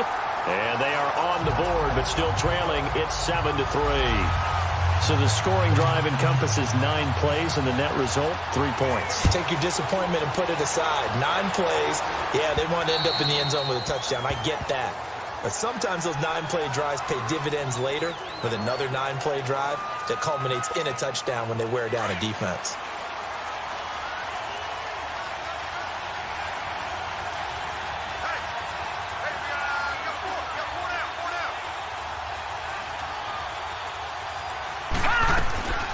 They'll come out throwing here on 1st down. Stepping up, he's going to keep it. Still going. Oh, he's got a little daylight. And they're going to have this across midfield and inside the 45. Big yardage there on the scramble. It gets him a 1st down. On that play, as you saw the route start to develop downfield, I got the sense that maybe the run would set up for him. And he took full advantage of it and got a big gain on a busted play.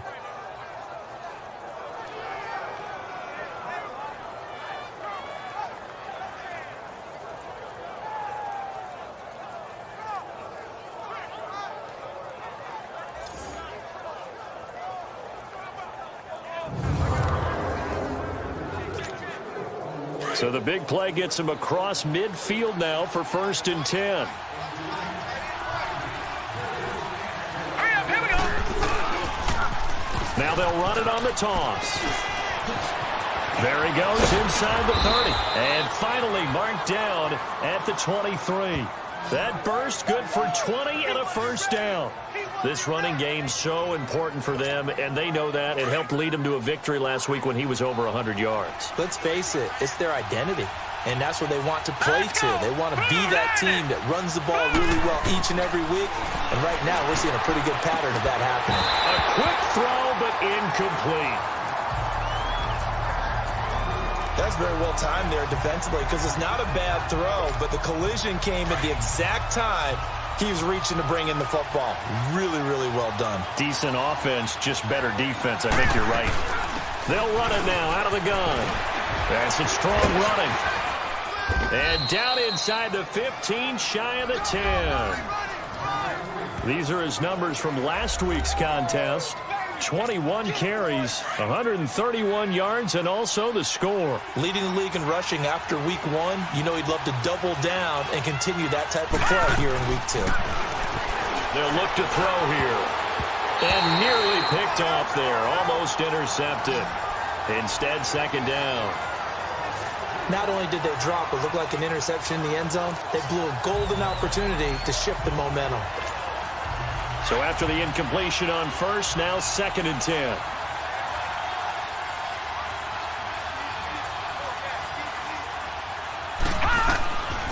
They'll look to throw. This is caught. It's a nice pickup of 12 yards, and it gives them a 1st and goal. Like so many tight ends nowadays, they have no problem at all putting him in the slot and letting him go to work, and that's a nice pitch and catch right there for a 1st down. They're going to look to throw. And it's caught. Touchdown. As his guys are in for 6. And his guys are going to add on to their lead. Still first quarter, 2 receiving touchdowns for him. How are they going to slow him down? I think they're thinking about altering their game plan. Whatever they came in with, now maybe you switch a better cover guy to him. Or you make sure you have more people in his general area wherever he lines up to at least try and discourage them from throwing the ball to him.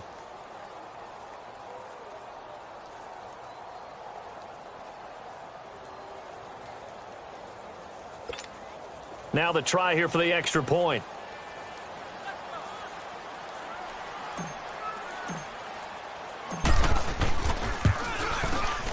Point after, right down the middle. And the decision to just kick the extra point winds up successful. So that drives 7 plays in length.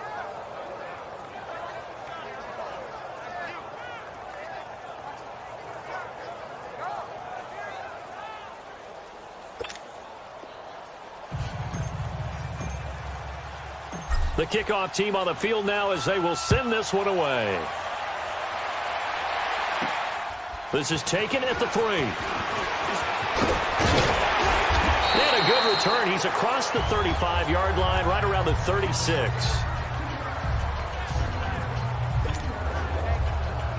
And now Baltimore gets set to take the field. And tough to win games if you're going field goal, field goal, field goal here. They got field goal last time. Now they'll be looking for a touchdown. They're looking for the big chunk now because, as you noted, the field goal way of doing it makes it that much harder and puts more pressure on every possession for you now. Go ahead and get 6 and feel a lot more comfortable about the position they're in. Bigger chunks. We'll see if they can get the score. They'd love to just strike back with a touchdown right here, and if it's a long play, so be it. But the main goal, get a couple of first downs, run some plays, run some clock, allow their defense to get a chance to catch their breath, settle down, and relax a little bit after they just gave up the score. That's good for a Raven first down, 15 yards there. If you run an out route, it's likely you're going to end up near the sideline. And what did we just see there? Toe tap. You got it. The benefits of practice. Toe tapping, foot dragging, picking it up and making sure it was a catch. Now, prior to the snap, we hit all zeros as time has run out on the first quarter of play. 14-3, that's our score. EA Sports NFL Sunday returns following this. Second quarter now. Brandon Gaud and Charles Davis with you. It's the Ravens who have the football, and they've got it here with a first down.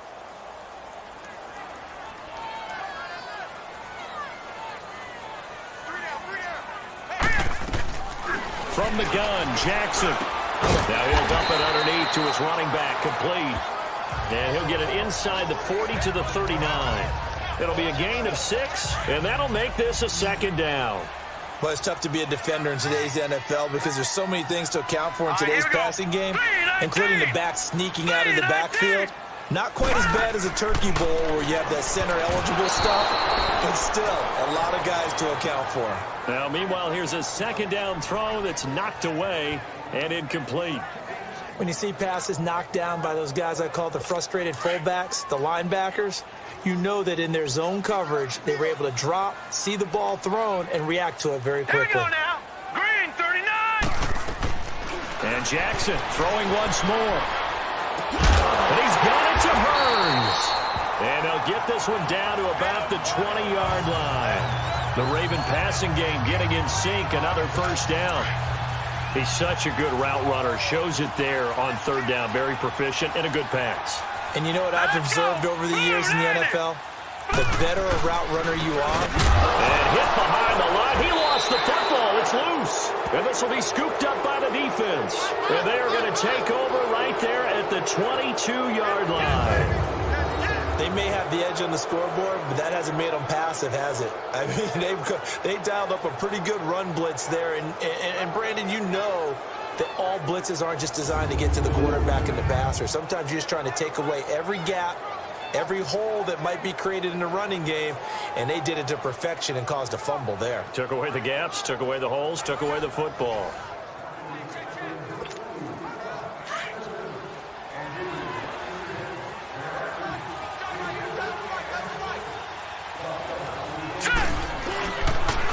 Now they'll run it on the toss.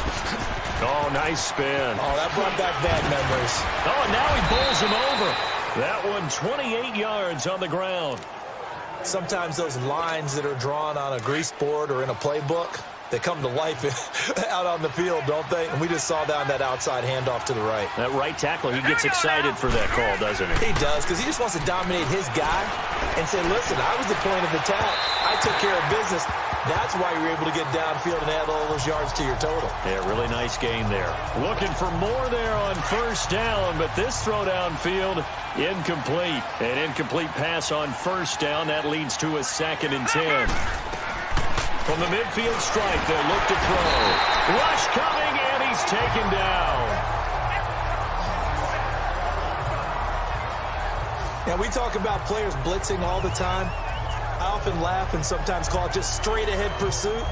What a running start right back to the backfield for him. Yeah, it really didn't give anybody a chance to get up there and stop him. No, I mean, that's really, really difficult. You're asking a whole lot anyway, but when he gets that kind of a start and comes through clean, oftentimes the advantage definitely goes to the defensive player.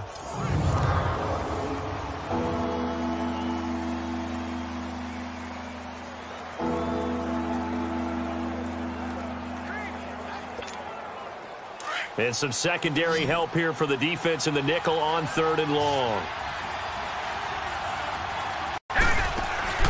On play action, they'll throw. And this is caught. I think he got that with one hand. A big 3rd down conversion with a gain of 28. Really? Really? Did we just see that? That's a big catch. One-handed, I might add, to pick up a first down. I was going to say on 3rd down for the defense, it's one thing to give up a reception. You just got to shake your head on a one-handed. Now that'll be tipped and intercepted. Picked off inside the 10. And the return will stop them well inside their own 20 at the 15-yard line. Well, there definitely was some juice on that pass. And while tight ends don't always have the same reputation for hands as wide receivers do, in this case, that ball was expected to be caught. Hurry up, here we go. 3, 9, 2. After the interception, here's Jackson. It's a loss of 2 there, bringing up 2nd down.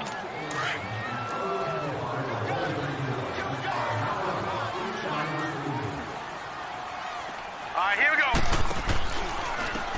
They run a draw here on 2nd down. And he'll lose yardage and be down at the 7-yard line. They call that a loss of 6 yards. And it's 3rd down now. We just saw another example of how the defense is winning this game. Really at the point of attack, the offensive line's just getting pushed around. I think now as a play caller, you got to give them a little bit of help. Maybe keep your tight ends a little bit more. Maybe the running backs help you a little bit with the pass blocking. But you've got to help them get some confidence because you can't abandon the play calling right now. Instead of throwing it downfield, Charles, they just tried to dump it underneath there. You like the call? I do. I think it's a high percentage play because you get the completion, and what you're counting on is your back to use his legs and his elusiveness to make people miss and pick up the first down. In this case, it didn't happen.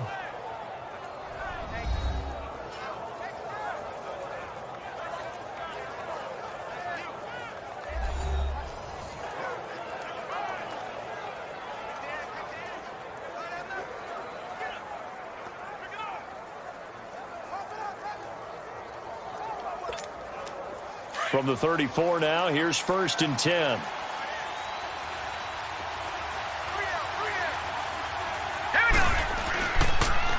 Now they'll run it on the toss.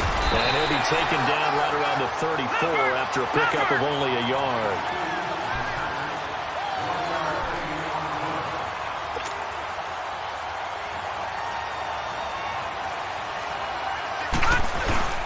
They'll drop to throw. Able to get away. He's got his man on the crossing route. And he'll have it past midfield almost to the 40 before being taken down. A really nice gain of 25 yards. They go play action here on 1st down. Over the middle, complete. It's Meyer. A really good pickup of 28 yards. So the defense blitzed. A nice job picking that up, completing the pass. And how in sync was the quarterback and his center on that play? They saw the blitz, made the appropriate calls, got the line engaged, because now they know there are going to be extra guys coming at the quarterback, so they got their assignments down pat and kept them away from him, and he's able to step up in the pocket and fire one now for a really good strike.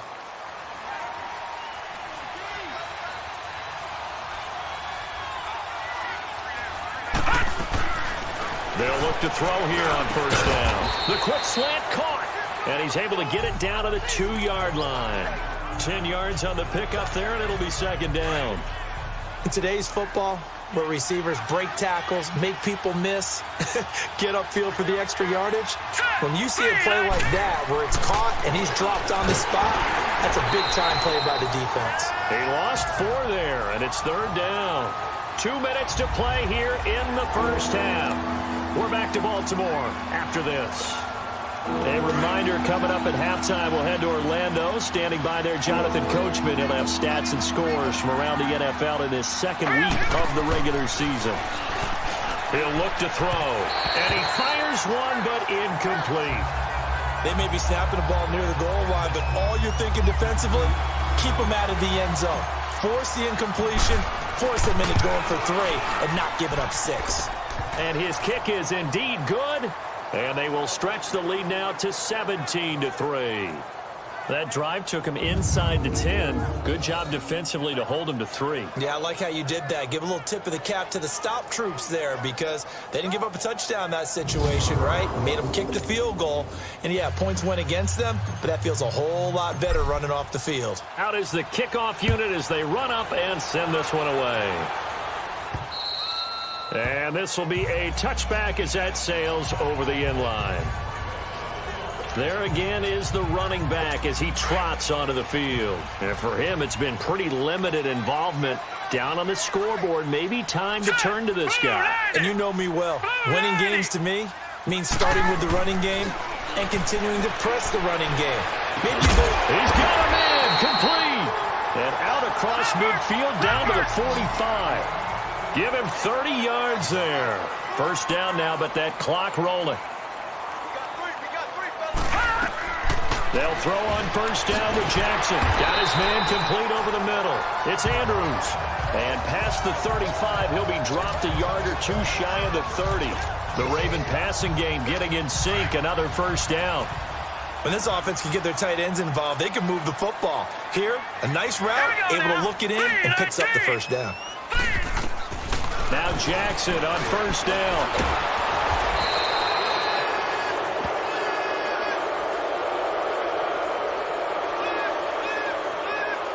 Holding offense. And they will elect to decline the penalty. Everything turned out the way they wanted it to. No sense in even having to take that one. Hence the decline. Temporarily out of field goal range now as they come up on a second and long after the holding call. Now flags come in. I think one of the Ravens got going a little early. False start, offense. And maybe they were coming with a blitz that time and it caused a jump. I think if we saw Still it, second down. You know that they saw it. Might have been a little discussion down there. Bad guys coming. Pick them up. Pick them up. And someone jumped. And that false start penalty certainly not helping their cause here. Second down and long. Jackson from the shotgun. Oh, he's got a man wide open, complete. And they'll be inside the 25 now at the 24. A nice pickup there, 19 yards. And they're set up better for third. The Ravens on third down. They've hit 2 for 4 thus far. This is 3rd and 4. From the gun, Jackson. Wide open receiver, complete. Now the Ravens going to use one of their timeouts as the clock will stop with 55 seconds to go until halftime. 2 big plays in succession. Not sure this D knows what hit them, but now they got to get ready. It's 1st and goal. Here we go now. 3-19. 3-19. Operating from the gun, Jackson. Touchdown, Ravens.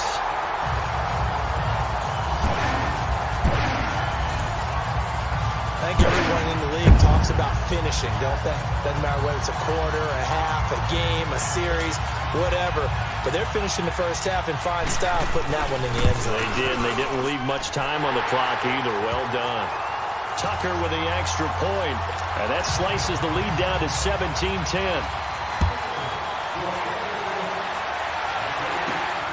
This is taken at his 4. Spins past it, and now running right through it. And he'll take this one near the 25, call it the 26-yard line.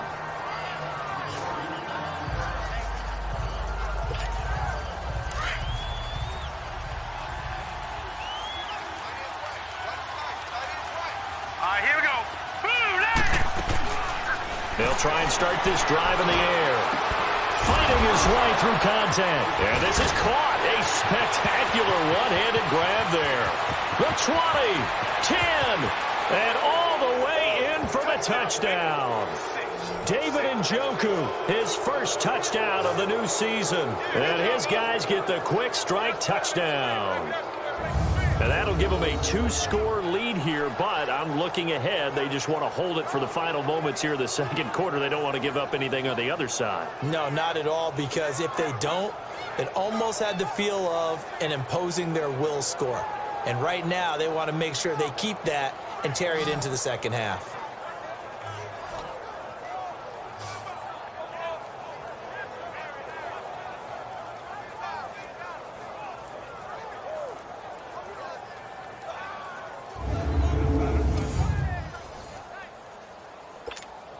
Extra point attempt to follow here. Extra point right down the middle. And the decision to just kick the extra point winds up successful. The kickoff unit is out on the field, and they will send this one away. And this will not be returnable. It's out of the back of the end zone for a touchback.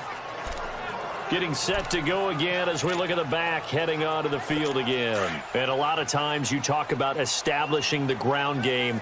Probably something they need to do more of here losing in the second quarter. Let's go. When you're riding your best torch, you've got to lather them up. The best running backs I've ever talked to, they've all said the exact same thing to me. I'll even break a good sweat until I get to 20 carries. You're full of good wisdom. Let's see if they can get him into the game more now. Ball on the 30. They'll come up with a 2nd and 5.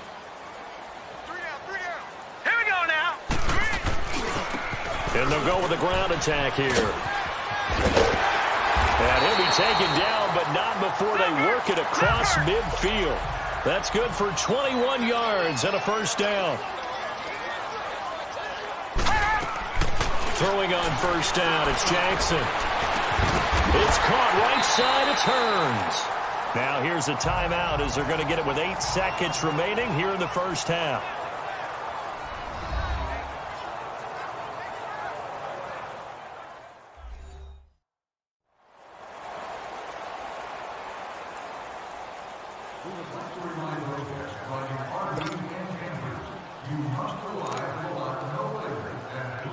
So even though it's first down, here's the field goal unit on now to try to get 3 before halftime.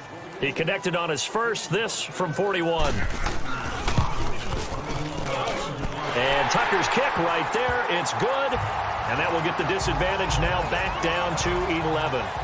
So the 3 points here, they're still down, but they put somewhat of a dent into that lead going into the break. Anything helps when you're trying to chip away at a lead, but they do know that they're going to need a little bit better effort in the second half. Uses the spin. Oh, and now he bowls him over. So we have reached halftime here in an 11-point contest as we send you down to Orlando where Jonathan Coachman has our EA Sports halftime report. Coach. Okay, Brandon, we'll get you back to you and Charles in a bit, but first it's time for a trip around the NFL following an eventful opening weekend. Let's see what's happening in Week 2. We'll start up at Gillette Stadium in Foxborough, where you see the final score there.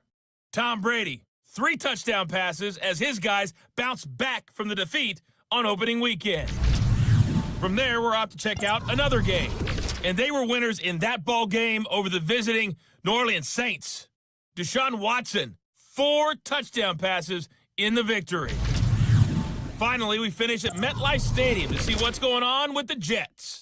And it was the visiting Jacksonville Jaguars that go home with the victory. 31-10 was the final score.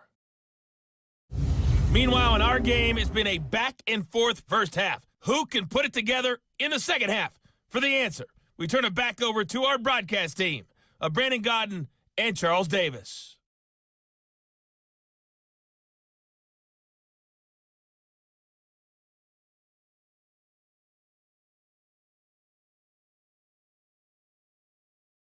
All right, Coach, thank you, and we welcome everyone back for quarter number 3. Both teams appear ready for the fight ahead, and we resume action here in quarter number 3. This fielded at the 2. And he'll take this across the 25, couple extra yards up to the 27-yard line. Out come the Ravens now. They'll go on offense first here in this third quarter. They have the ball here for the inaugural drive of the second half. Pretty big deficit, though. We'll see what adjustments were made in that locker room. And I never wanted to make something more important than it actually is, right? I don't want to create more hype than what is there. But this is I'm doing it, though. This is a really important drive. And we often talk about teams scripting plays to start a game. A lot of them script to start the second half, too. And they're scripting something that they expect to get them into the end zone and back into this game. We'll see if that script is a good one for them. Now a play fake here on first down.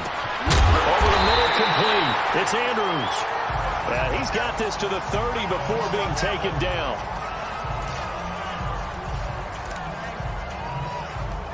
Back-to-back good plays have him on the move on first down.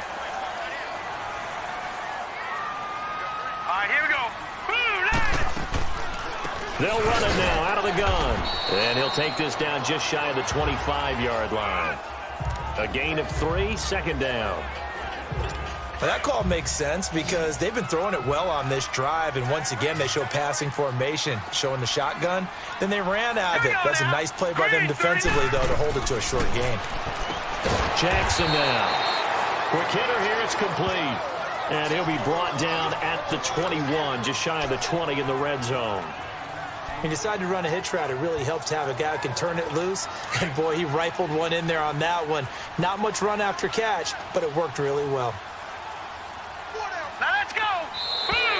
Now flags come in. I think one of the Ravens got going a little early. False start, offense. And that'll be accepted, of course, and that moves him back 5. Well, that's a tough, costly penalty because now it makes it 3rd and 6 after the false start. All right, here we go. Blue landing. Blue landing. From the gun, it's Jackson. He's got his man. It's Andrews. And he will have the first down across the 20 to the 19-yard line. That one good for 7 as this long drive continues and the chains move again. Well, sometimes our pregame meetings do pay off, don't they? What did the guys in the locker room call him? Well, they said it with a chuckle. They called him Old Reliable. Yeah, that means he doesn't move quite as fast as he used to, but he still knows all the tricks, doesn't he? Even that little gentle push-off in order to get open, he finds a way to pick up a first down.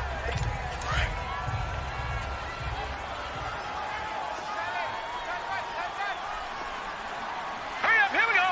3-19. Now Jackson on second down. Got a man, it's caught for a Ravens touchdown. In for the score. And the Ravens have cut it to within a score. And they use that height on the outside to get the score. We've seen the evolution of the wide receivers. They've gotten taller and taller, but they've retained their quickness and their speed. It's a lethal combination. Always good to have wide receivers with height. Green 39. To throw is Jackson. Feeling the pressure here and taken down. A sack back at the 7. But they tried to get 2 and ended up getting none because the quarterback had nowhere to go with the ball and ends up getting sacked. Nowhere to go at all. Great job, though, defensively. They were ready. And they will not get a chance to return this one as it's through the end zone for a touchback. Now we take a glance at the offense as they work their way back out for their first possession of the second half. They have the lead here Well, we talk a lot about pregame speeches. What are halftime speeches like? For the most part, not nearly as emotional. They're a lot more clinical. Every now and then, though, they'll get after you if they think they need to light a fire. But in this case, let's go into the virtual locker room, because here's what I think happened. They got in there and they said, listen, let's take control right away. Yeah, defense, we got the lead. Defense, don't give up any points. Turn the ball back over to the offense and let them go down and score and give us more of a cushion in the game. Check so far. Defense shut them down. Let's see if the offense gets done. They'll roll him out right. It's caught inside the 25. Give him 30 yards there. Not only have they completed a couple on this drive, but they peeled off some pretty good chunks of yardage, too. Absolutely. Great start. 2 nice plays in the pass game. Now can they continue to feed off that? They'll run it now out of the gun.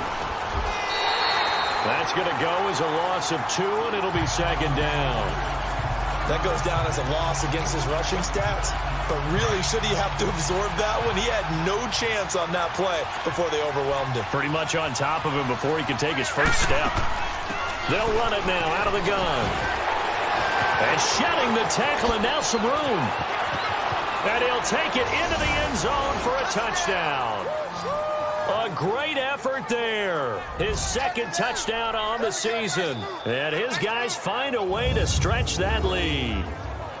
Good start to the season for him. He had the touchdown last week in the opener and a second one in week 2 now. How about the pace he's already established, right? Not sure he can keep it up for an entire season, but don't burst the bubble because he thinks that he can. Do guys go into a season with a goal for touchdowns scored or yardage? What do you think? I think every single one of the guys who's going to touch the football, they all have those types of goals. They all have those types of thoughts. And then they just have to see how the season unfolds if they can stay with it. Unfolding so far so good for him.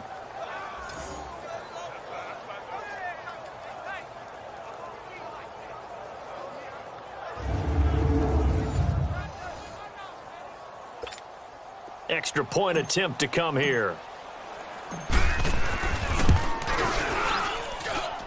Extra point splits the uprights, and the decision to just kick the extra point winds up successful.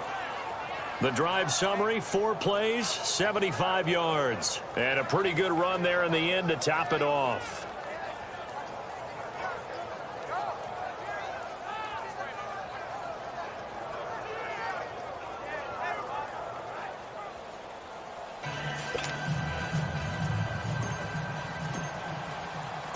Set now to kick this one away, and off it goes. This is taken at the 3. And he'll take this across the 25, couple extra yards up to the 27-yard line. The Ravens offense now, they get set and head back onto the field. Jackson and the Ravens come up now 1st and 10 at their own 27. Play action. Now Jackson. He's going to air one out. Well, this is taken in. It's complete. And he's going to get this all the way down inside the 35. A gain of 39 that time. There will always be a place for methodically marching the ball downfield. But when you can pick it up in big chunks and strike like that, have explosive plays, that's often the difference in winning and losing. Those types of plays that can knock a defense off balance, that'll drive a team towards a victory. And he'll go down at the 28. A gain of 6 there on first.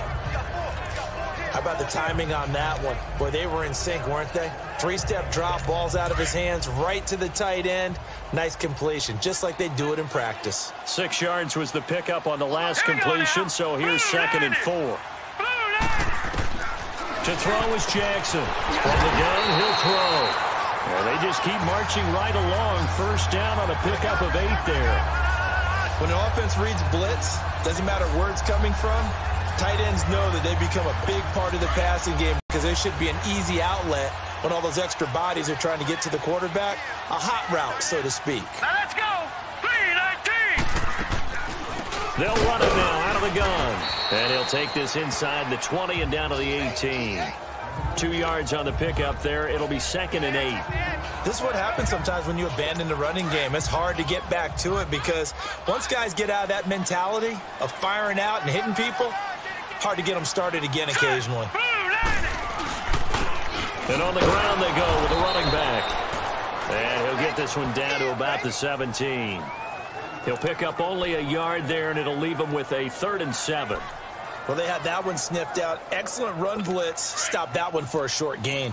What makes a good run blitz a good run blitz? The ability to stay on task, to follow up your assignment, go to the gap you're supposed to cover, and not be deterred by anything else. Jackson escaping the pressure right. He may try and run for this. He'll wind up getting 4 yards there on his own, but it also brings up 4th down.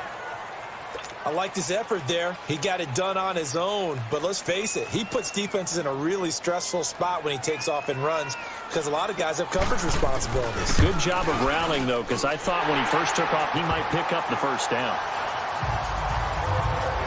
So that one is his 3rd of the game. Now, if you're wondering, that's only halfway to his career high as he once had 6 field goals. Brandon, but 6? Let's hope we don't get that again, please. Can we see a few touchdowns here and there? That'd be nice. Tucker now following the made field goal, set to kick it away. This will be fielded on the back line of the end zone. And no run back here. This will be a touchback, and it comes out to the 25-yard line.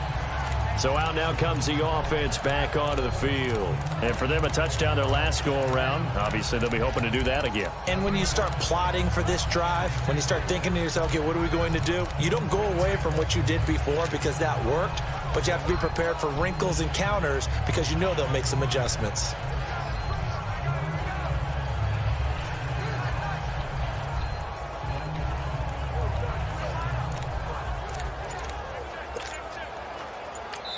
Now with the play clock about to expire, we get a whistle and a timeout. It's just their first, so 2 remaining as they burn one here in this 3rd quarter.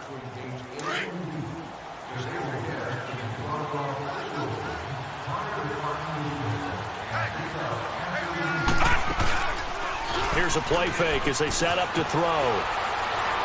He'll rifle this one deep right side. So they took a shot on 1st down but couldn't connect. I guess they figure with a guy who is that hot downfield, who knows how to get the ball into the end zone, you throw it up and give him every opportunity, even though that one fell incomplete. Yeah, he's already been in the end zone multiple times, tried to target him again deep there, but unsuccessful. Now he'll look to throw here on 2nd and 10. So a nice job to break the 1 tackle, but not much daylight after that as he's brought down. They'll get a couple yards on that one, and it'll be 3rd down. The offense on 3rd down, just 1 for 3 thus far. This is 3rd and 8. They'll set up to throw. Musling free near the 40. And all this is taken in one-handed. What a catch. He's been big. 2 touchdowns earlier. Now he's got a 1st down here. Got to love the catch. I think you got to love the gloves as well. Yeah, these one-handed catches, that was great, and they're fun. They become a little more ho-hum, aren't they? Yeah, they really are. And I know that it sounds like we're taking credit away from the guys, and we don't mean that at all. They really work hard on this one-handed catch thing. But I think the gloves have to be helping in a big way. 17 more yards on that one as they keep the drive rolling. And with that last play, he's now up over that 300-yard mark. And in today's NFL, it almost feels routine. And I hate that when you talk about a 300-yard passing game. And he's going to be taken down. They sack him on what will be the final play of quarter number 3. As we are set to bring you the home stretch here, the 4th quarter.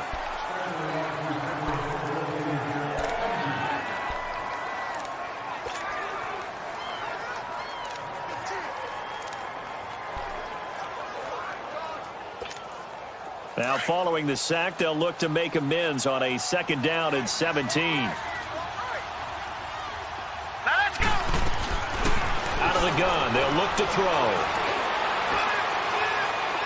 And he overshot him there. It's out of bounds, incomplete.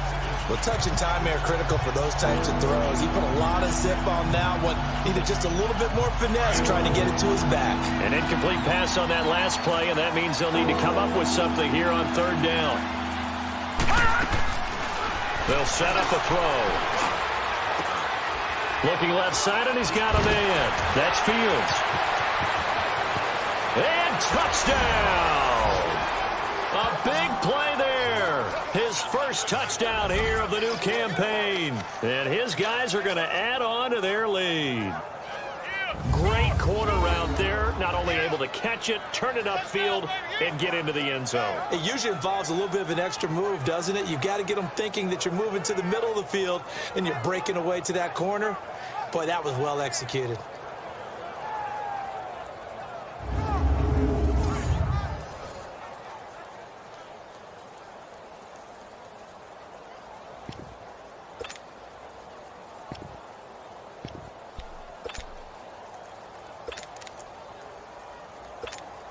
Now the offense will stay out there. They're going to line up and try for two.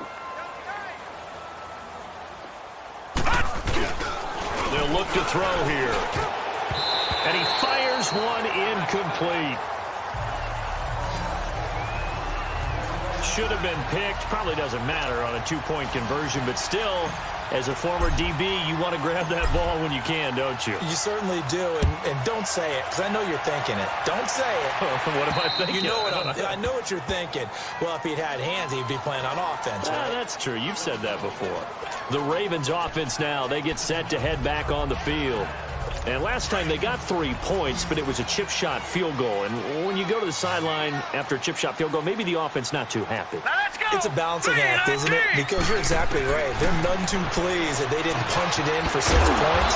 But also have to remember, they did put points on the board. 3 points is 3 points. And in this league, you take points when you can get them.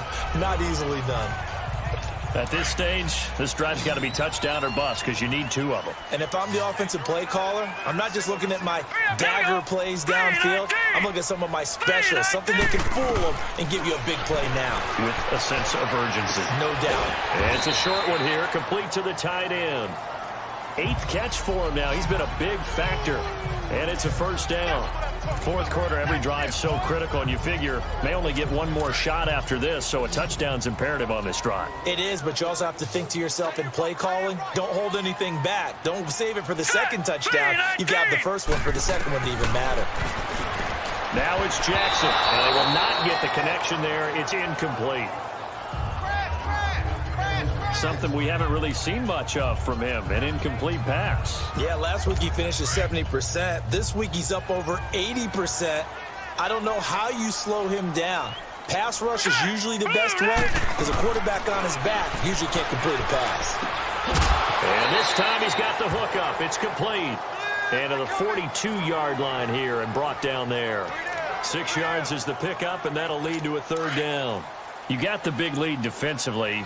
Willing to give them that underneath stuff, right? And this is why you work on your tackling. Tackle them after the catch, inbounds, keep the clock running. Just go ahead and bleed the game out that way. False start, offense.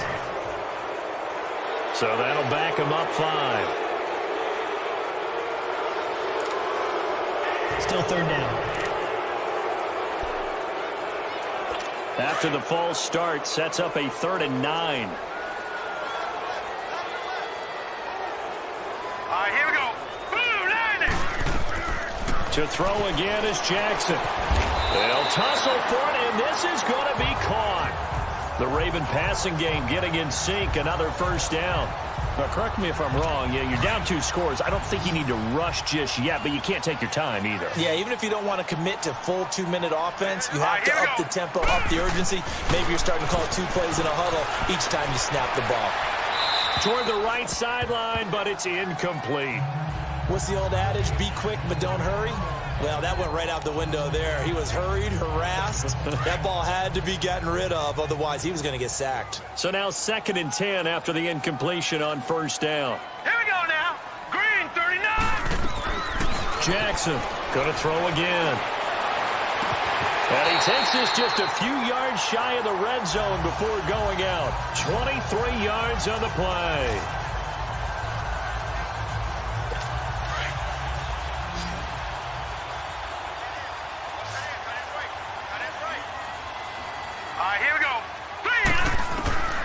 Jackson on first down, finding a safety valve here. That's complete. And he's able to get it to the edge of the red zone at the 20-yard line. It'll be a 3-yard gain, and that'll bring up second down. Everyone's got to be able to catch the football. Doesn't matter what position you play, but if you're on offense, be aware a ball may come your way. 319! Play action. It's Jackson. That is caught at the 7. And he is into the end zone for a Baltimore touchdown. Mark Andrews, his second touchdown on the season. And the Ravens get a bit closer. He's definitely making his mark early in the year from the tight end position. 2 games played, 2 touchdowns. And from what I've seen on tape so far this year, his ability to use the fakes well, his body in the red zone, they should continue to look his way through the entire season. Tucker able to connect on the extra point as this gets him back within a touchdown and a 2-point conversion. This one fielded at the 5. And he'll take it back to about the 19-yard line.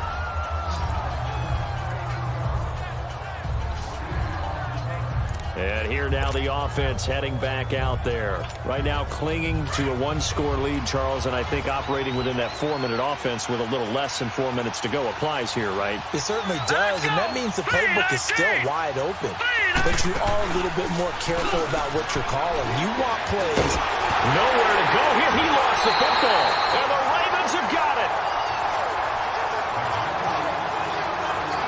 Well, partner, here's where team football gets tested a little bit because I know the defensive guys were over there chilling on the sidelines, and all of a sudden, they heard the sudden change call because that fumble puts them right back on the field, and they've got to go out and finish the game now themselves. Absolutely. Nursing that slim lead here in the 4th, a costly turnover. And the Ravens taking the field. Now, these guys hardly got a chance to catch their breath after the quick turnover, but I doubt they're complaining much. Especially with the field position they get to start with. I wouldn't be complaining either. I'd want to get right back out there and get after them because now you have an opportunity to make a big play. I'd say let's be aggressive and go after him. Hurry up, here we go. Green 39, green 39. They'll try and run for it on 1st and goal. And he stopped immediately there. They'll say no gain on the play, and it'll be 2nd and goal. Early down stuff to put this offense in a precarious position. We know that securing the point of attack, especially against the big-bodied guys in the middle of this D, has got to be priority 1. Here's Jackson to throw. He'll dump it underneath to his running back, complete. And this is going to go the other way. The defense has it. I know one thing. The team that had the ball and was driving, they're going to feel horrible. But the team that was on defense, I think we got to give them a little bit of credit, able to hang in there and force a key turnover. In the red zone, though, had a chance to tie it and an opportunity missed. Now this offensive unit ready to see what they can do here. They get the crucial turnover, just huge, but now they've got the football deep in their own territory, and you got to be careful because if you give it right back, there goes your lead. Have to be extremely happy with their defense. They received a gift. That takeaway, even though they're deep in their own territory, now they have the football. And you know there's always that alpha on defense, that grouchy guy. Forget what the coaches said. I'll guarantee you, he told the quarterback, we just took care of you. Now you take care of us. 3 yards on the pickup there, and it'll be 2nd down.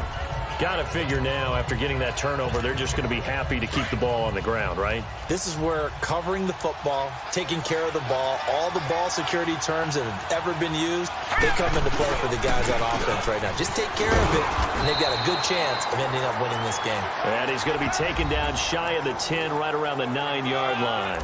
Just a 1-yard pickup there, and it's going to make it 3rd down and 6.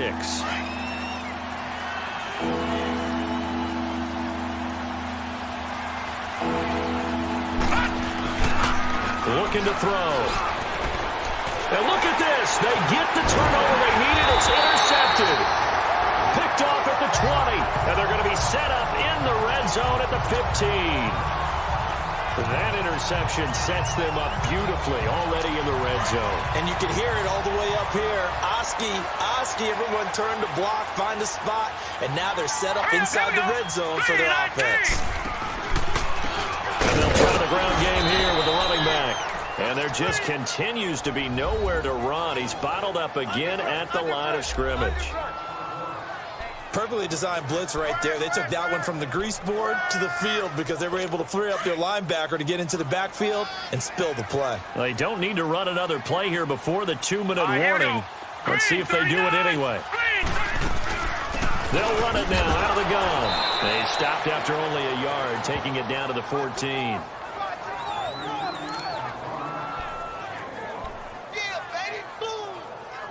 The Ravens on 3rd down. They've had good success, 5 for 8 to this point. This is 3rd and 9. Time for a break. We'll come back for the electrifying conclusion after this. So it's Raven football here as we welcome you back. And let's see what they've come up with offensively after having time to talk it over. Now let's go. Blue line. On 3rd down, Jackson. That's complete right around the 8. And here he'll get it down to the 7. They get 7 there, but it brings up 4th. The Ravens moving quickly here as the clock runs. Here we go. It's Jackson on 4th down. And no, it's incomplete. They had to go for it with such little time remaining. And as a result, possession switches hands. 4th down and they take to the air, which really isn't a major surprise. But how about the coverage there, able to bat it down? Set. Green 39. Green 39. That one looks like he'll throw here. Nowhere to go here. He lost the football. And the defense has got it. And this is recovered in the end zone for a touchdown. So they were down by a touchdown, probably just hoping the defense could hold them, maybe force the punt. Instead, they force the turnover and take it into the house. Well, the plan was perfect. That's exactly what they wanted. Instead, they got a lot more than that. Big-time capitalization by taking the ball away and putting it in the end zone. Huge conversion there to tie this thing up, but they're not done yet. Their defense needs to get a stop. Yeah, there's still plenty of time for the O team to come downfield and put some points on the board. But job 1 was taken care of. The 2-point conversion to get this thing tied.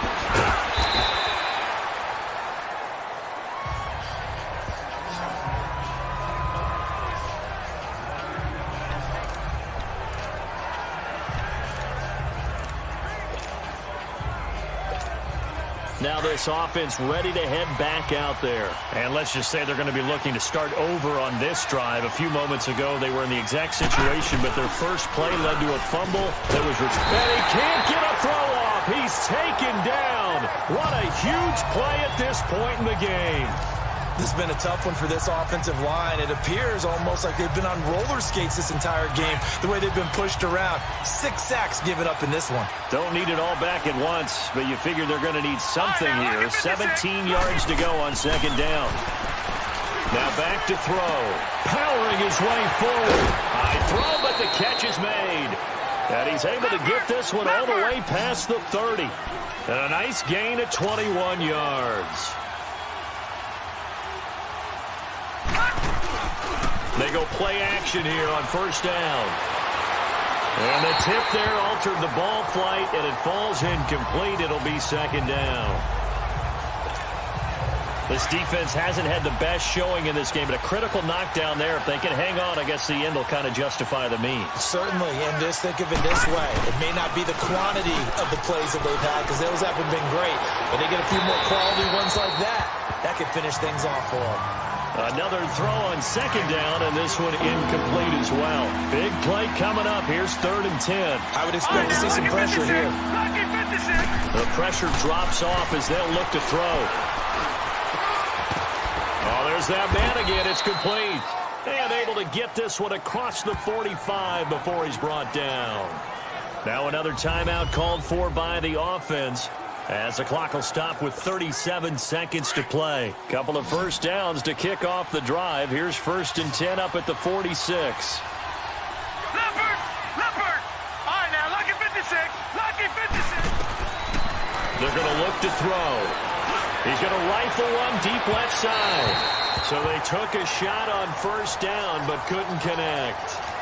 The way he's throwing the football today, almost a surprise when he doesn't complete a pass like happened there, but he needs a few more to get his guys downfield. Well, the way he's thrown it leads him to believe that he's going to get those completions. And that means the guys going out for passes, they'll run even harder because they expect it as well. Flushed out right, pushing his way inside the 40. And he is tackled inside the 40, not quite to the 35. And now we won't see a play on first down. We're going to get a timeout instead, as the clock stops with 23 seconds to go in the game. Line of scrimmage, the 37 on 1st and 10.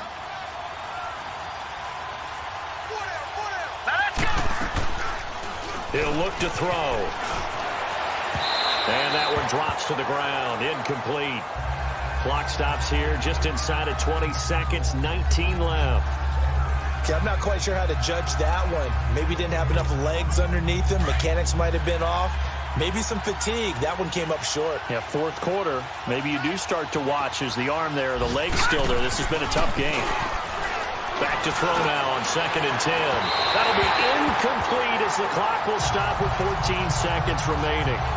These are the spots, this stage of the game, where it pays to have speed on the perimeter, doesn't it? It certainly does, and in the second quarter, he may very well run by him, but in this situation, I know as a defender, I'm loosening up a couple of extra steps that allowed him to run with him stride for stride. And now the Raven defense going to call a timeout as they stop it with 14 seconds to go in the game. So the field goal unit is on the field, as this is a big spot right here. This to almost certainly win the football game.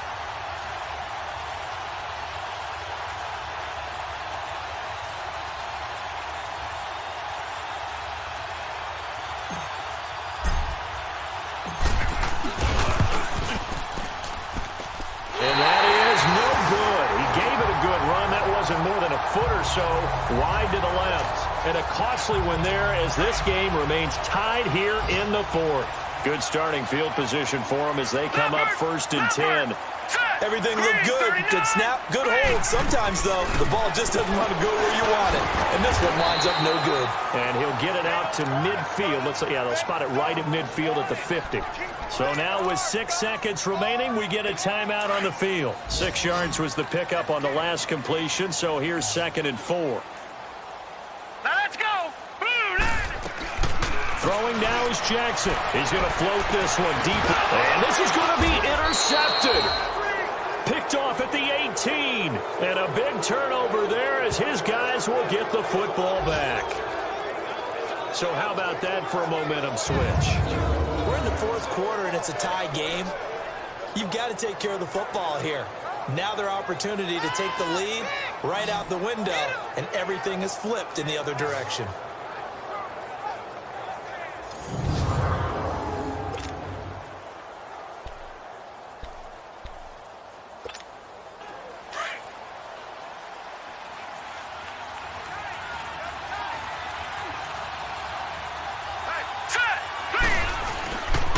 They'll drop to throw.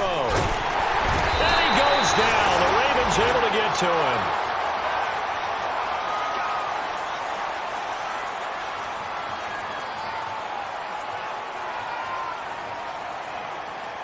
So 4 quarters wasn't enough, and we are off to overtime. Don't change that dial.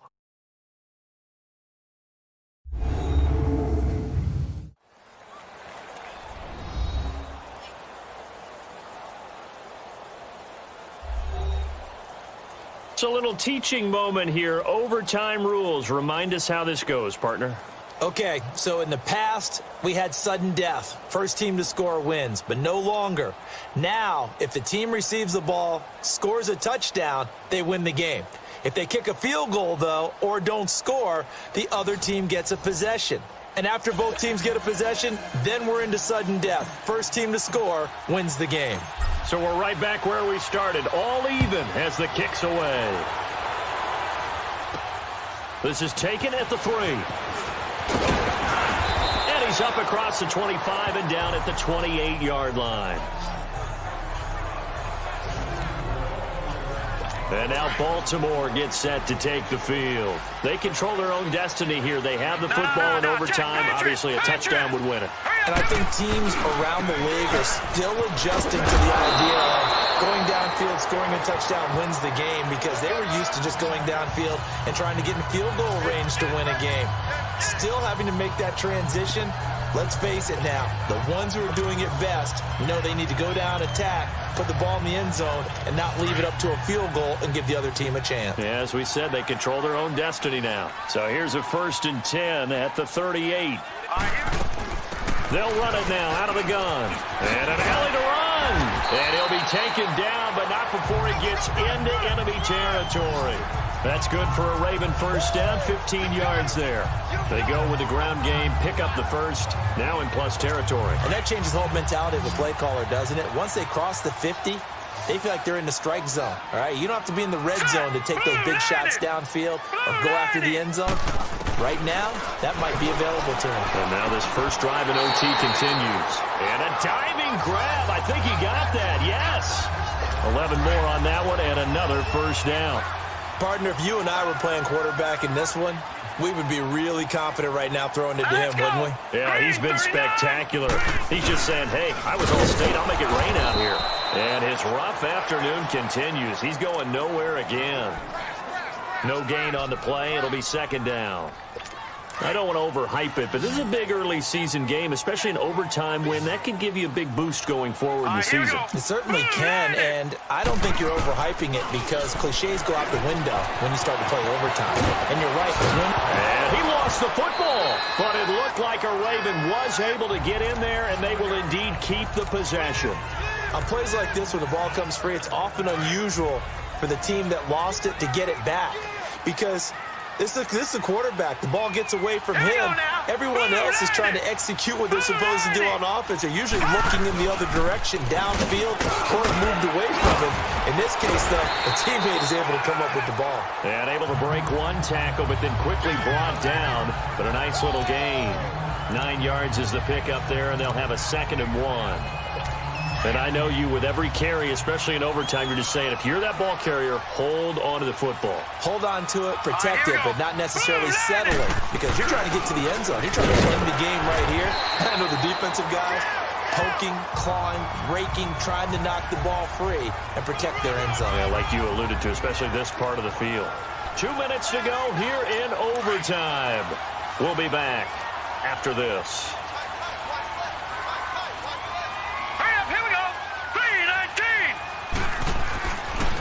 They'll try and run for it on 1st and goal. And oh my goodness, he loses it again. And this is picked up by the defense. And a big turnover there as his guys will get the football back. And my, how the tables have turned. They had a chance inside the red zone, punch that thing in and end it. Now we're going the other way. And it's real easy to just look at them and say, boy, what an error, what a mistake you made. But how about the defense coming up huge? There. Let's give them a little bit of credit, keeping their team in the game, because if they score a touchdown there, it's game over.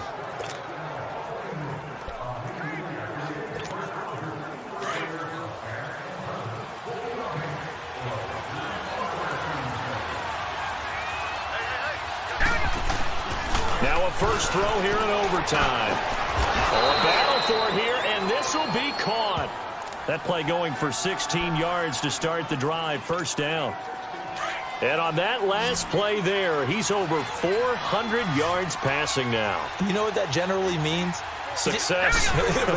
That, and it means you really didn't miss opportunities. Usually very accurate. The ball's getting to the right place. Guys are making yardage after the catch to help you out that way.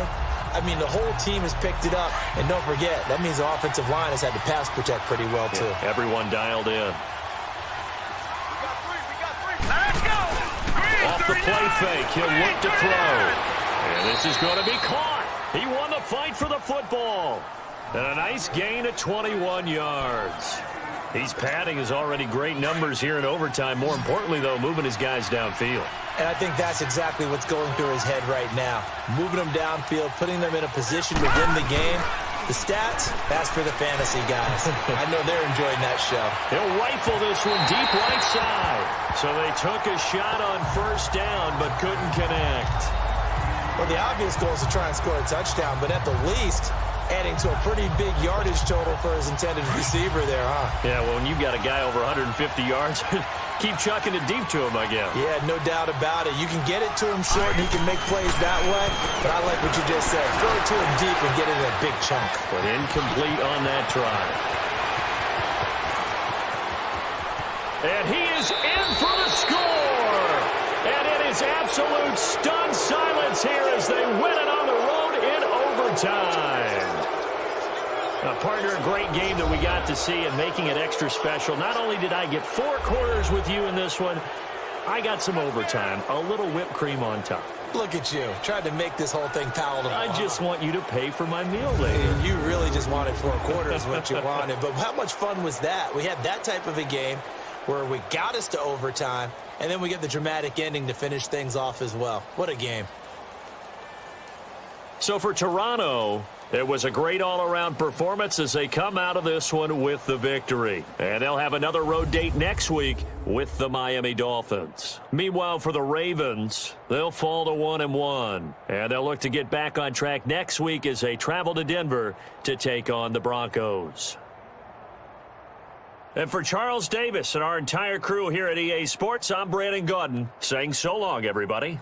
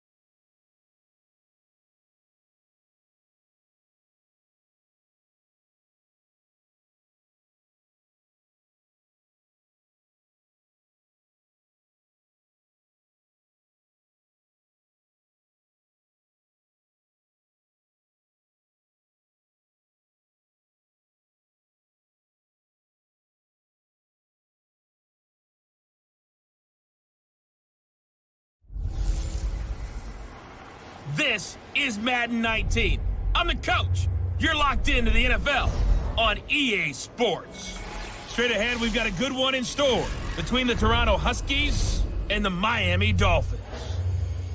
I'll have scores around the league for you at the half, but it's time for a little football. So we'll hand it over to our broadcast team, Brandon Godden and Charles Davis. Thank you, Coach. From beautiful South Florida, there's a look at Hard Rock Stadium in Miami. Nothing like the fanfare of introductions to an NFL game, and that was in evidence a moment ago. Fireworks, pyrotechnics, you name it. This crowd is ready as their guys get set to match up between the Toronto Huskies and the Miami Dolphins. Hi, everyone. Brandon Godden, Charles Davis. Charles, you look at the Dolphins as they enter play in this one.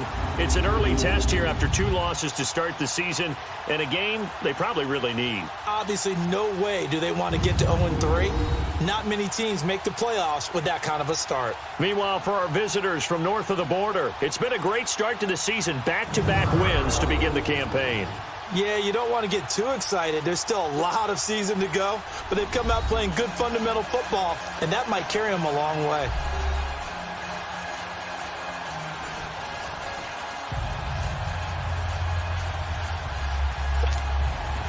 It's the first weekend of autumn, and the NFL is in full swing as off we go on EA Sports. This is taken at the 3.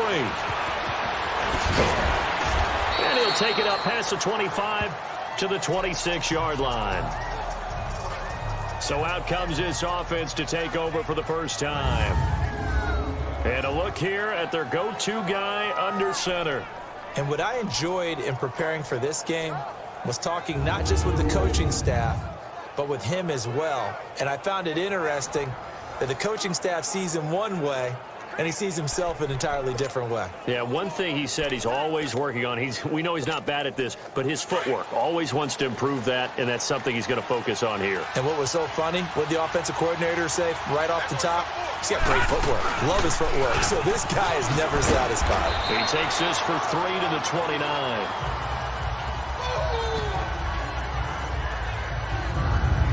And now this offensive unit, we get a look at their starters. They put up good numbers last week, looking to carry that forward. Yeah, Brandon, they saw the numbers from last week. They expect to at least replicate them. They think that they can put up bigger numbers this week. They are a confident bunch.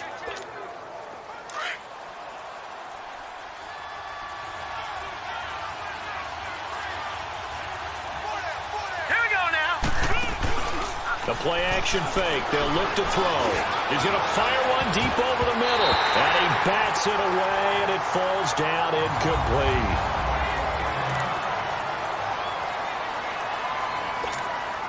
A tough spot here on their opening drive. This is 3rd and 7.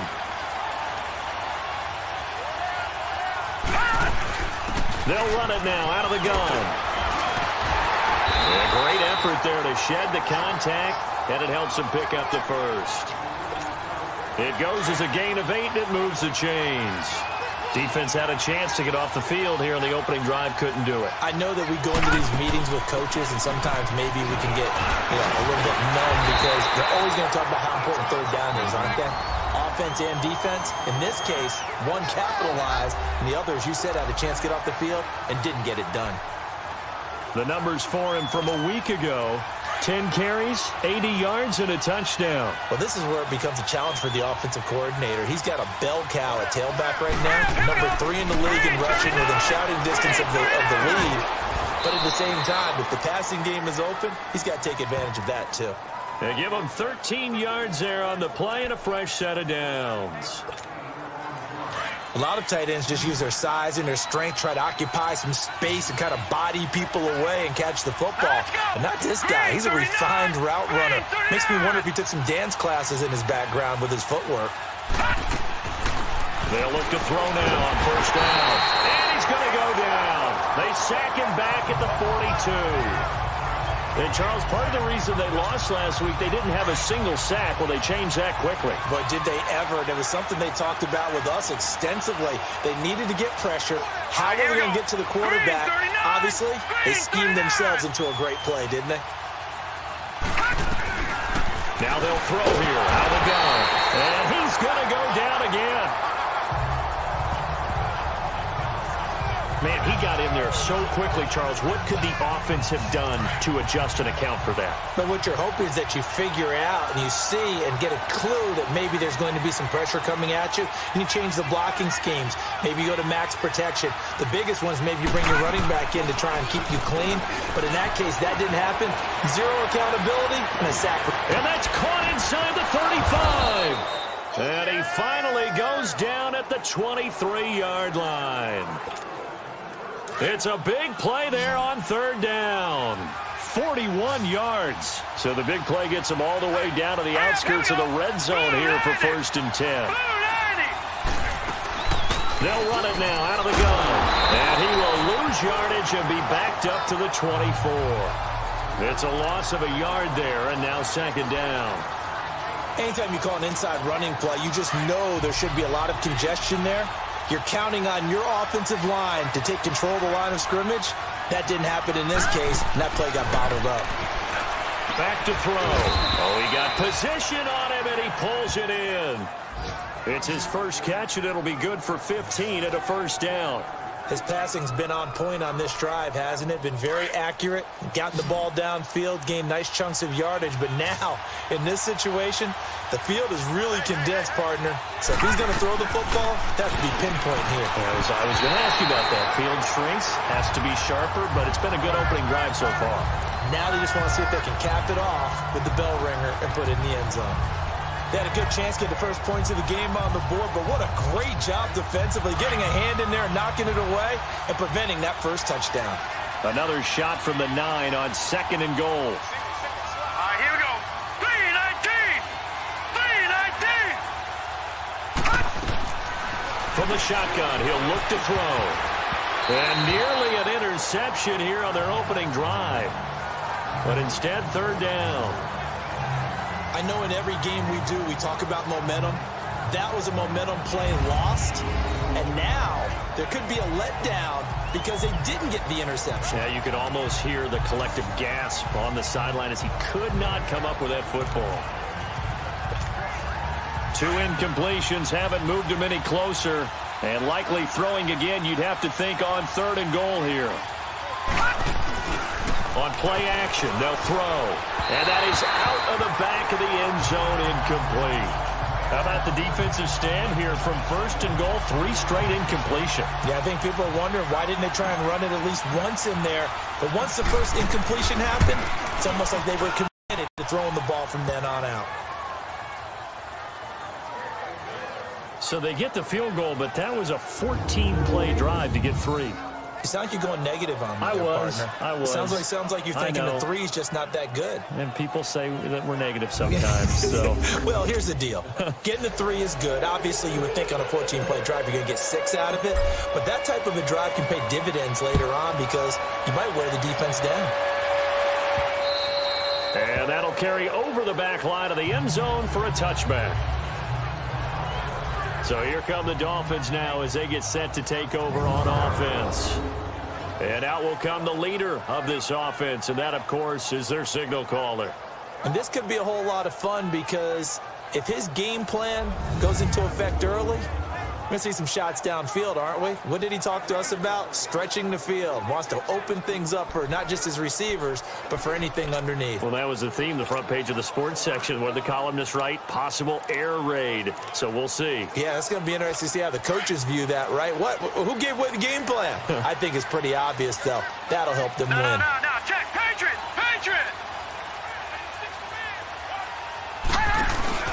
Now a play fake here on 1st down.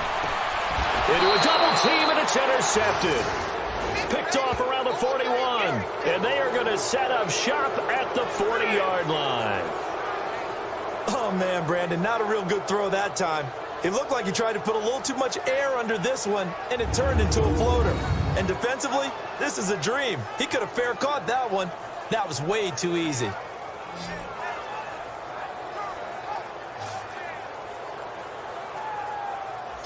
Now this offense about ready to take over again. But what do you think? You get the ball off the turnover near the middle of the field. You take a shot here in the first play? You know I'm big on that. I love when I have great field position after a turnover. I feel like I might have them a little bit off balance. I prefer to take a shot, but a lot of coaches will tell you you only do it if you trust the guy who's got the football in his hands. Meaning, if it's not there, he won't force it downfield and maybe turn into an interception. He'll go to the check down, go to a second option, and go ahead and take the play that's in front of him. They pick up 12 on the play there, and they move the chains. Usually we see runs like this as the defense breaks down later in the game, but this guy is setting the tone early, running through all types of tackles and put the defense back on its heels.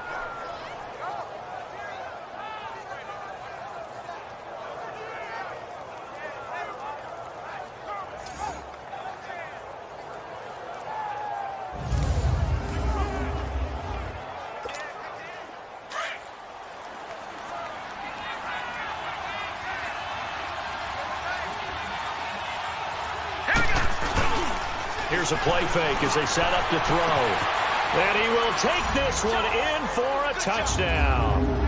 As his guys are in for 6. And his guys find a way to stretch that lead. Brandon, my man, just one sentence for that one. Clinic.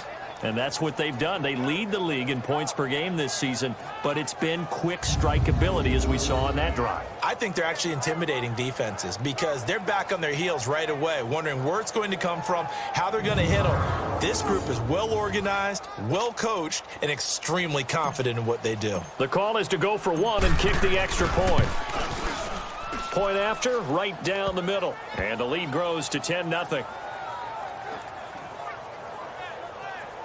Well, it wasn't a one-play drive, but I think they'll take it. The scoring summary, 2 plays and into the end zone.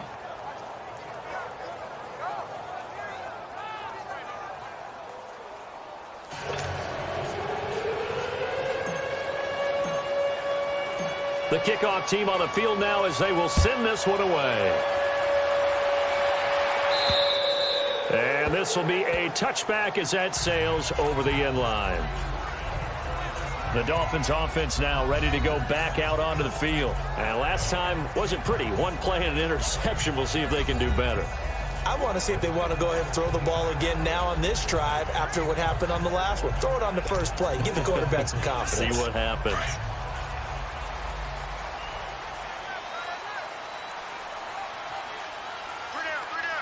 All right, here we go. Blue 90. Blue 90. Now a handoff looking right. And not a whole lot doing there as he'll get it up to about the 28-yard line. Give him 3 on first down.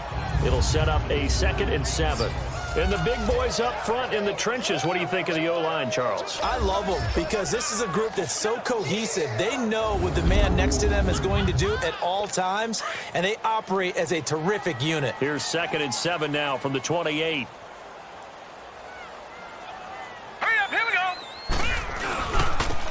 And they'll run it here. And he works his way forward for a couple up past the 30. A look there at the starters on the defensive side of the ball. They were very solid last week in the victory over Baltimore. If I'm playing quarterback against this team, after what I saw on film where they had 5 picks last week, all I'm thinking about is taking care of the football, being very careful with it, and making sure I see my guys open before I throw it. I might curl up in the fetal position. That's not a bad idea. I don't think he's going to do that, though. Now let's go. Back to throw. Bennett. Wright's got it. And he'll get it up to the 33-yard line. 2 yards is all they'll get on the completion. It's 4th down. Well, we hear so often how tackling has become almost a lost art in the NFL game, but it's so important to tackle well on these receivers, especially in a play like this one. 3rd down, they gave him the underneath stuff. You got to go up and make the tackle right away. And the punt team on now as this one's sent away. Oh, and what a play on special teams here. This is going to be down inside the 5, all the way down at the 2-yard line.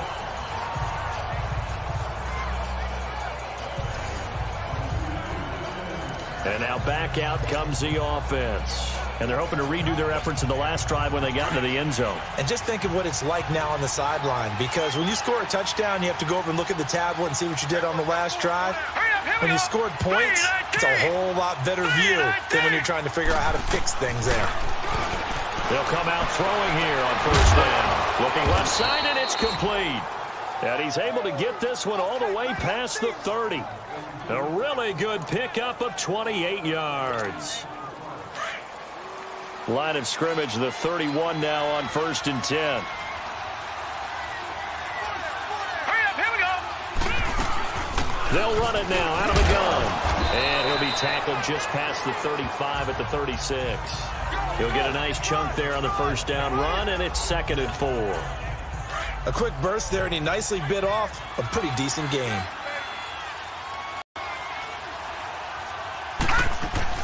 They'll run it now out of the gun.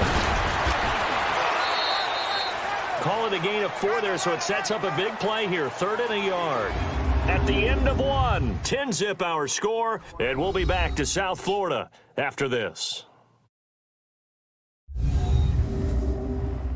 The NFL on EA Sports is fueled by Gatorade, the sports fuel company. Seated to my right, Charles Davis. I'm Brandon Gaudin. It's Toronto football to begin quarter number 2. And they're driving, but they come up on a 3rd and short here.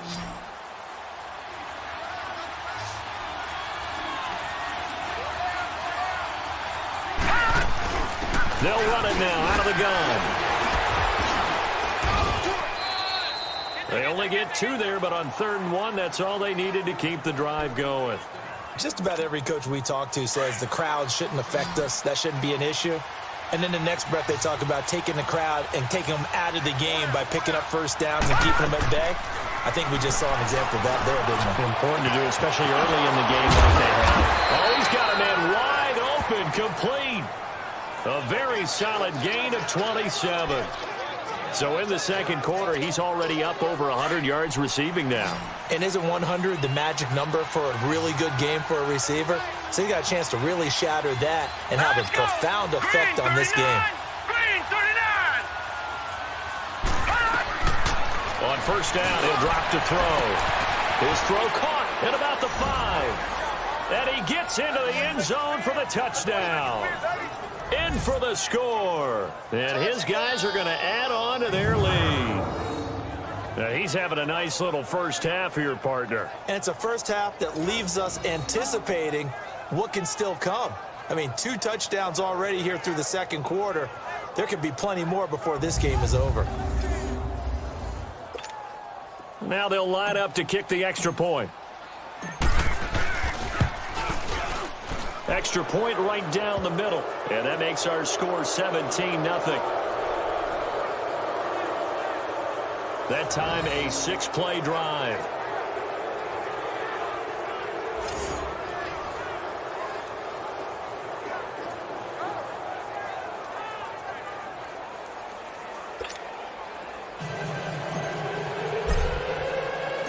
Out is the kickoff unit as they run up and send this one away. This fielded at the 2. And he'll get it up to about the 26-yard line, just across the 25. Out comes the Dolphin offense now as they get set to take over here. And the results for them have not been strong to this point. 2 drives have ended in a turnover and then a punt. So would it be too snarky for me to say that they've shown improvement? Because you had two drives with turnovers. Now they punted it away, so at least they didn't turn it over. So that's good, right? You're going to get some angry users reaching out to you on social media. Well, I don't mean to be. I was actually looking for the positive. Silver lining, you know. Seeing that play and understand just how tough it is to cover tight ends, especially the ones running around the NFL nowadays, makes me glad I didn't make it in that league. I would have had a really difficult time. But now you get to sit up here with me. Yeah, and that's fun, isn't it? And what a really nice game right there on first down for them. Brings up a nice 2nd down for them. It'll be a loss of a full 3 yards there, and it also brings up 3rd down.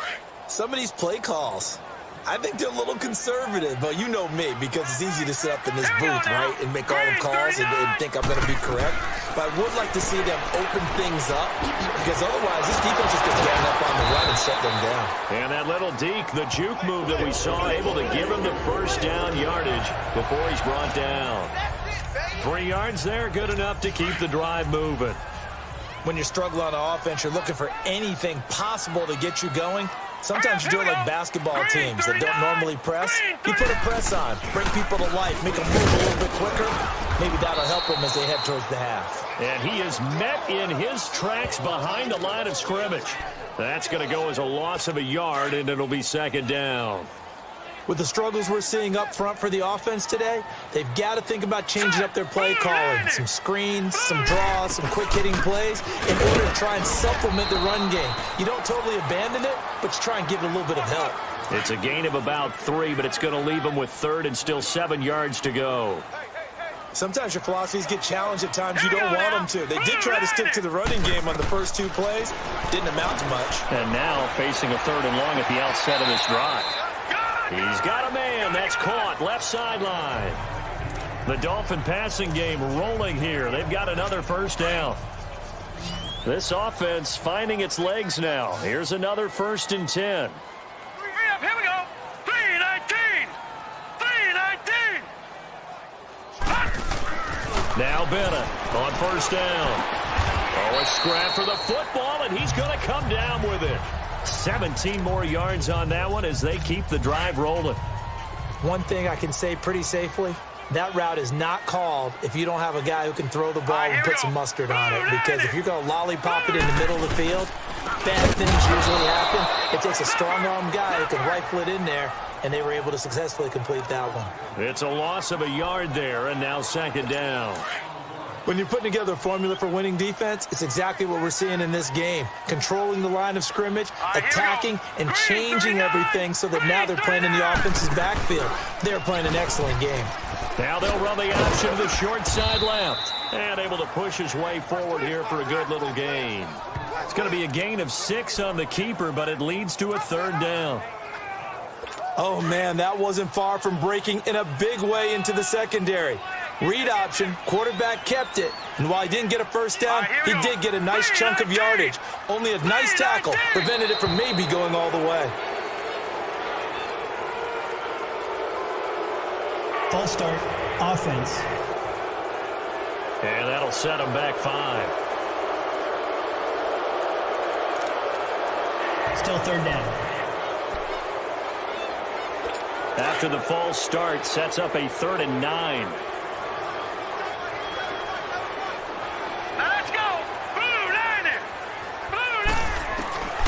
Bennett now operating from the gun. It's a short one here, complete to his tight end. And he's able to get it to the edge of the red zone at the 20-yard line. They get only 4 that time as that leads us to a 4th down. Well, the strategy was evident there. Get it to your tight end and make it a one-on-one play with a cornerback. Who's usually going to win that one? The tight end, but not there. Not in this situation. How about the corner defeating that logic and making a really nice tackle? 2 minutes remain here in the first half. We'll come back to Miami after this. This will be fielded on the back line of the end zone. And no run back here. This will be a touchback, and it comes out to the 25-yard line.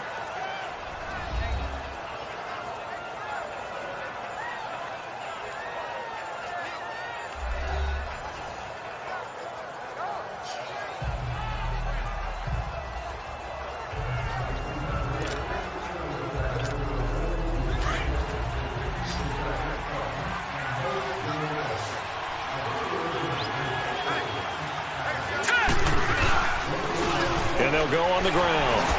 So we got 3 at 1 tackle, but couldn't do a whole lot else. Just a yard on the first down carry, so it's 2nd and 9. And the big fella stuffed that one up in a big way.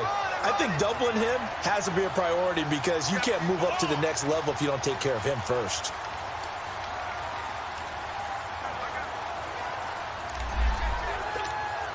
The last play got just a yard. Here's 2nd and 9 from the 26. Here we go now. Green 39. Green 39. Hot They'll set up to throw. He's going to fire one deep, middle of the... And that's caught inside the 30. Touchdown. A big play there. On his way to a monster game. 3 first-half touchdowns. And his guys find a way to stretch that lead. So not only is that his 3rd touchdown catch of the game, he's done it here in the first half. I'm not sure defensively what they're going to come up with to slow him down, because already we're seeing him run past, over, through guys in order to make these catches. And being able to try and shut him down at this stage of the game, it's going to take a lot of effort. So maybe it'll open things up for some other people. Well, they better figure something out, and soon. Point after here coming up. Extra point splits the uprights, and the decision to just kick the extra point winds up successful.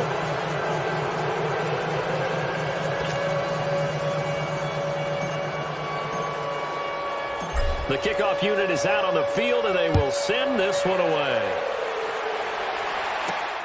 This will be taken in at the 1. And not a bad return here. He gets it out to the 25-yard line. A look at the running back, the man out of the backfield as he gears up to go again. He's just been looking for some space. I'm not going to pin it on him or the offensive line, but they need to get this run game going better. Sometimes you just have to credit the defense. They came into the plan themselves. So I think now you try and mix things up a little bit. Get the ball in the hands of some other people, find some other playmakers, but always let the defense believe that he's still a threat. I was going to say, don't forget about him. No, don't take him totally out of the game. Quick throw here, that's complete. Now the Dolphins going to burn the first of their timeouts as they'll stop it with just over a minute to go before halftime. Back-to-back good plays have them on the move on first down. Bennett on 1st and 10. He rifles one that's intercepted. Picked off at the 49. And a great return as he gets this all the way down close to the 30-yard line. You don't see this often. A quarterback of his caliber, 2 first-half interceptions. It's absolutely surprising because it happens so rarely. You're searching for what reason, what's going on out there. It's not just maybe the defense is playing well. Is his horoscope off? His biorhythms? What is it? You went horoscope on us, Davis. Well, I was thinking maybe REM sleep was off. I'm trying to come up with something. Anything, right? Out comes this offensive unit as they get set to take over here. It's a quick turnaround for them after the turnover, but the way they moved it on their last drive, they're probably eager to get right back at it. And you know me and you know my tendencies in this situation. What do I want right now? Be aggressive. Be aggressive. Take your shot right here. Line of scrimmage, the 31 now on 1st and 10. All right, here we go. And they'll go ground game here with a tailback. Nice footwork at the 25. And finally, down he goes as they work it inside the 10 to the 7. Good yardage as he rumbles for 24 and a first. Boy, he does it at a high level, doesn't he? Because when I watch him, I think of his vision. Straight ahead, peripheral. Also has that sense of where holes are going to be before they actually... And it's caught. Touchdown. David Njoku, his 2nd touchdown on the season. And his guys are going to add on to their lead.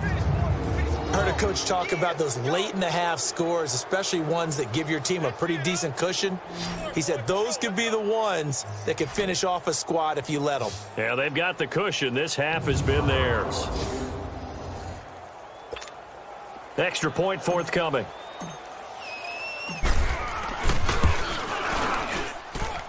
Point after, right down the middle. And the route is on here in this first half.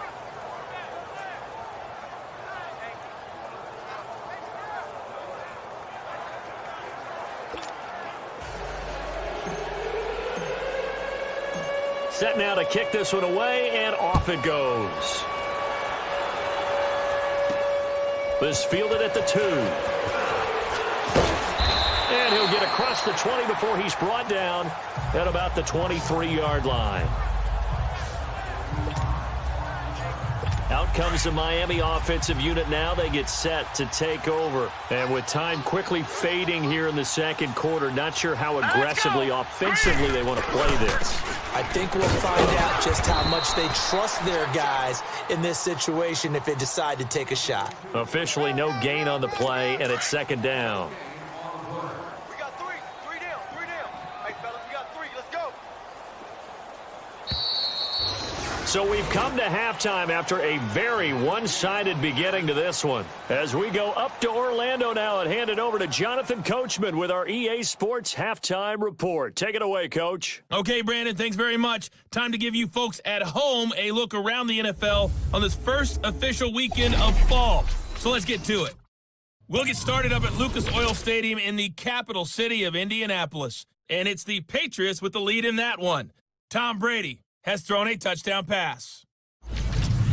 Next, we head off to check out another game. And this one going the visitors' way, as the Texans have the lead in that one. 2 touchdown passes there for Deshaun Watson. Finally, we head to the shores of Lake Erie. See what's going on with the Cleveland Browns. And they have the lead over the visiting New York Jets. Baker Mayfield, responsible for the lone touchdown in the game thus far, as he's thrown a touchdown pass. Meanwhile, in our game, it's been a back-and-forth first half. Who can put it together in the second half? For the answer, we turn it back over to our broadcast team of Brandon Godden and Charles Davis. All right, Coach, thank you, and we welcome everyone back for quarter number 3. Both teams appear ready for the fight ahead, and we resume action here in quarter number 3. This fielded at the 2. And he'll take this across the 25, couple extra yards, up to the 27-yard line. Out comes the Dolphins now. They'll go on offense first here in this third quarter. They're down in this game. A chance for the offense, though, to put something on the board, get some momentum here in half 2. Try and get things kick-started for them. And you know at the half, they discussed how they were going to get that done. This is where scripting comes into play a lot of the time. How many plays do you script coming out of the second? Most of the time in the first half, you're scripting 12 to 16. I think in the second half, you're really scripting more like 8 to 10. Kind of a starter or an opener, whatever terminology they use. Just something to get you off to a quick start. All right, here we go. 3-19. Now Bennett to throw. On second down. And he'll get it up near the 35, right at the 34 here. The reception good for 7. It's third down. Let's not quibble about the gain there on second down. That was a positive play because that was a take-what-you-can-get situation. Got out to the tight end. Now it gives them a much better opportunity to convert on third down. Looking to throw. Bennett. And that is incomplete. Well, we're into the second half now, and this is an offense that continues to struggle to sustain a drive. Looks like they're just totally out of sync, whether they're running the ball, passing the ball like we saw there. I don't know. The rhythm seems off. And problems spreading to the punt team now. This one goes all the way into the end zone on the fly, so that'll come back to the 20. Now we take a glance at the offense as they work their way back out for their first possession of the second half. They were able to get the ball back here, didn't surrender any points. Now they'll look to add to that lead. Yeah, how about the boost the defense gave them? Going right out on the field, shutting them down, not giving up any points, and turning the ball back over. They want to do their part now and show them a little respect and some gratitude by scoring some points. And to get a little more cushion. Hey, a lot of points have been scored in this game, but what a nice play by the defense. Stepping up on that one, maybe they'll get things going in their direction after a play like that. Eluding the pressure right. And that one goes incomplete. He's maybe lucky it wasn't a fumble as he got hit as he threw it. But one thing's for sure, they're still taking their shots downfield, even with a big lead. Well, I think it's way too early to go into a shell, so I like what they're doing. Continue to take your shots. Continue to be aggressive. It's not their job to slow themselves down. Into double coverage, and it's intercepted. Picked off at the 35. And this return is going to be halted right around the 28-yard line. But they needed a break. They needed to make a play here in the third quarter. Defensively, they did that. Now they got to go quickly and get some points on the board. And the best part is that they made their own break. Taking the ball away.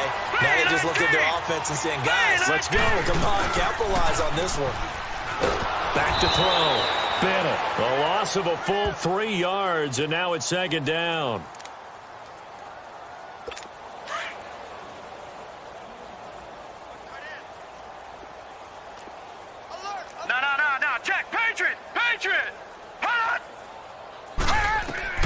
Hey, here's Bennett looking to throw on second down. Nowhere to escape, and he goes down. And now following that sack, looks like we've got an injured man down there on the field. We'll get an update when we come back to Hard Rock Stadium.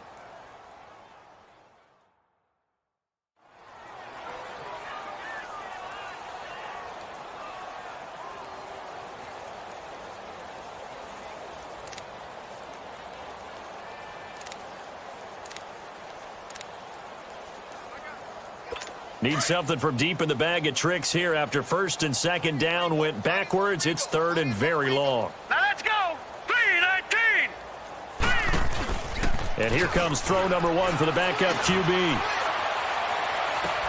Into heavy traffic, and it's intercepted. Interception of his career under center, and you knew it was going to happen sooner or later. It has to. And I know he feels like the world is just tumbling down at this moment, but there's got to be some veteran somewhere, some mentor that's going to tell him, hang in there, my man. Plenty more to come. Keep firing.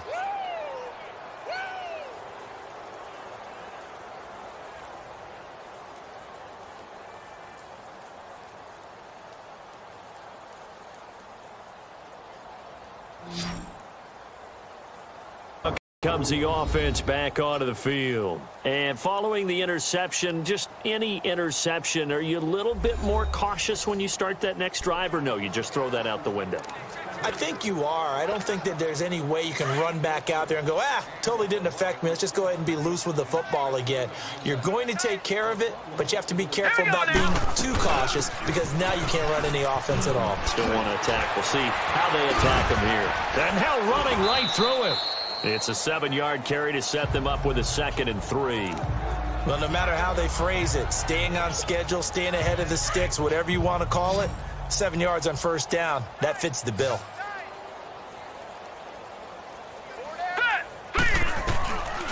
Out of the gun, they'll look to throw. Flush to his, nowhere to go here. He lost the football. But thankfully, this is corralled by the offense, so they will, in fact, hold on to the football. So it goes as a fumble, but the key thing, not a fumble loss. Yeah, that stat's big, isn't it? I mean, I remember watching teams play. The ball might be on the ground a number of times during the game, but the other team doesn't get it. This is caught inside the 15. And he makes it all the way down to the 13-yard line. It's a big play there on third down. And even 50 yards. So how about this for field position after the big play? Inside the 15 now as they come up on 1st and 10. From the red zone now, they'll look to throw. And his throw here's incomplete.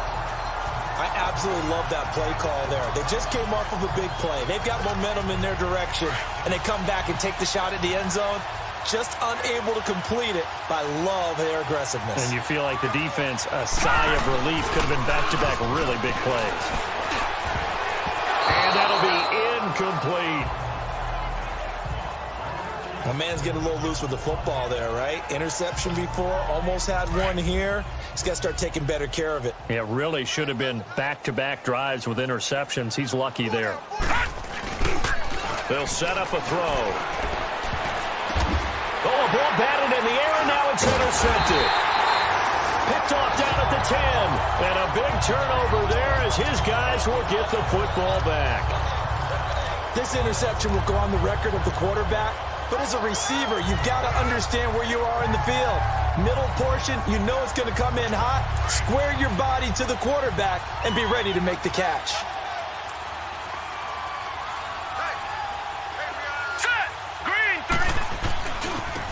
Now they try the right side here. And the second wave of tacklers is going to get him as they stop him behind the line.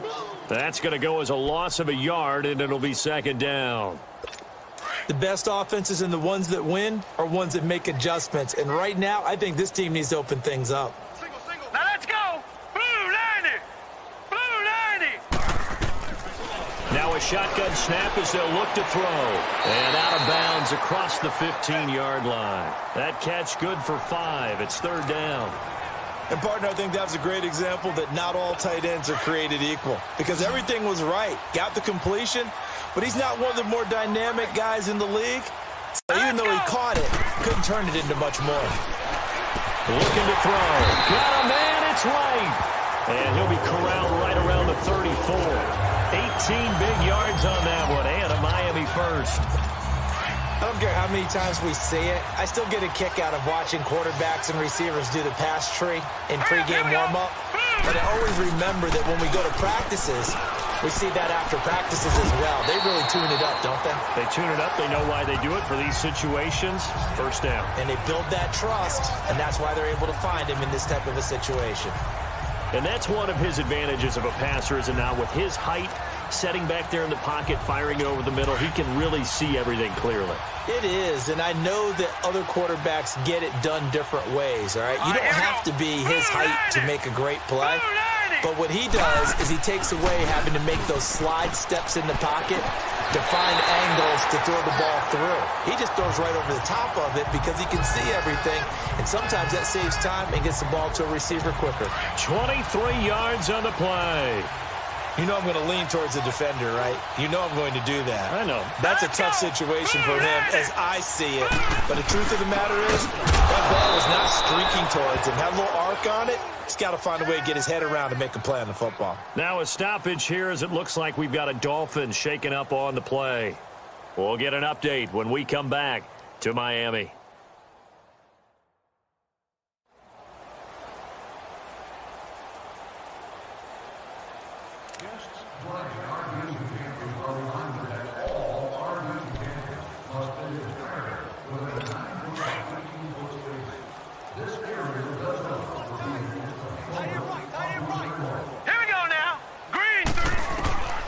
Now he'll look to throw here on 2nd and 10. And he will find his man on the outside. And they'll get this down to the 10. The Dolphin passing game rolling here. They've got another first down. This quarterback now 5 for 5 on the drive. He's responded after the interception. It's 1st and 10. Here we go now. 3-19. And they'll go with a ground attack here. And he is met at the line of scrimmage, and he goes down right there. No gain on the play that time, and it sets up 2nd and goal. And he got off the end there very quickly to make that play. Yeah, it was almost like the bullet train, wasn't it? I mean, just zoom. Quick, quick, quick. And what a terrific play, holding them to no gain. They'll give it to him up the middle. And a short pickup there down to about the 9. Only a yard there, and that'll bring us to 3rd and goal. Well, they certainly had success throwing the ball on this drive, and not as much running it as we just saw once again on that last play, stopped after a very short gain. But I wouldn't abandon the run totally, because otherwise, pass rushers just tee off on your quarterback. Makes it very, very difficult for him in that. And he'll take this into the end zone for a Dolphins touchdown. As his guys are in for 6, and the Dolphins are able to draw a bit closer. A try here for the extra point. After allowing that last score, the defense knows they've got to tighten things up. Otherwise, they'll let them right back into the game.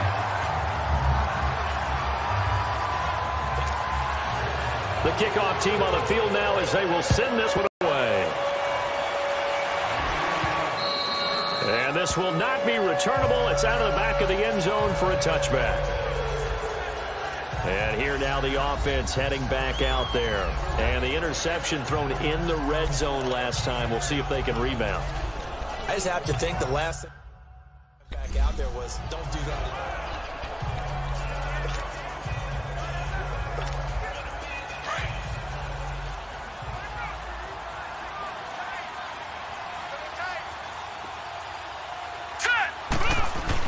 They go back to the air here after the INT on the last drive. He's got his tight end on the corner route. It's complete.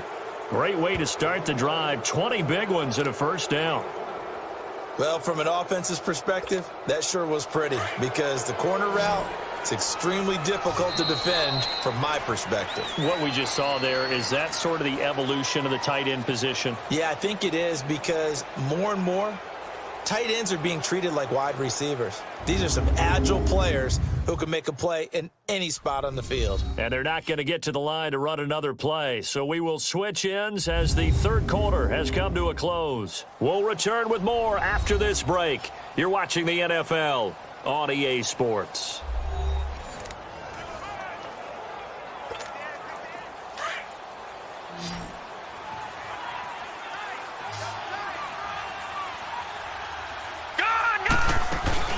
They'll run it now out of the gun. And he's across midfield and into Miami territory. 8 yards on the pickup, and now they'll have some options on second and short.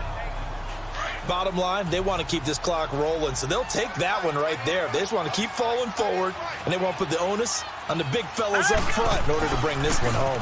Now they'll run it on the toss, and he'll get it down here to the 43.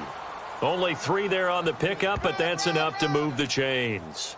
2nd and 2 is prime time for a little bit of a gamble, isn't it? Open up the playbook, go play action, toss that bad boy deep. But in this situation, go ahead and give it to your back. Let him pick up a first down. Keep the sticks moving. And an alley to run. And he gets this inside the 35-yard line. 12 yards there as they move the chains. Well, we're beyond the tone setting right now. This guy's been the bell cow all day, and they'll continue to rely on him to move the chains, drain the clock, and lead his team. They'll run it now out of the gun. Look at the spin. Balance. And he's got this down almost to the 20 before he's dropped. 11 more yards that go around, a first down as well. And that last carry puts him right at 100 yards for the game. So how has he done it? Because he's been patient, followed his blocks, let everything develop, and then burst through for big gains. So signs of life in what's been a dormant offense in this second half. Here's 1st and 10. They'll run it now out of the gun.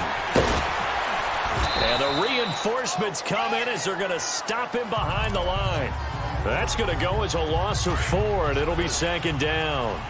An interesting and intriguing decision there defensively because they kept extra DBs on the field despite seeing the multiple tight end look that came out for the offense. I thought they were going to switch out of it. I didn't know if they felt they didn't have time or what the case was. Well, in any event, the extra speed allowed for great penetration as they stuffed that one behind the line of scrimmage. That one good for 17 yards, and now they've got it 1st and goal. They'll try and run for it on 1st and goal. And they'll be driven back here, losing yardage to the 10-yard line. It's a loss of 2 there, bringing up 2nd down. Well, forget about finding a lane there. He barely had time to look up before he was planted in the backfield. Probably fortunate he was able to hold on to the football.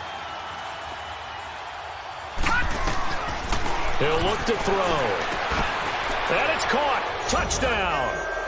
In for the score. And his guys find a way to stretch that lead. They were still throwing with a comfortable lead here late, and now that lead even more comfortable. And your first thought is there bad blood that went into this one ahead of time, that maybe they're seeking some revenge or they just don't like them? But the other thing that always hits me is, are they worried about playoff positioning, right? Are they worried about, do you need enough points in case there's a tiebreaker that comes into play later? Out comes the kicking team here for the extra point. Extra point right down the middle. And the decision to just kick the extra point winds up successful. So a nice drive put together there. They go 75 yards in 9 plays.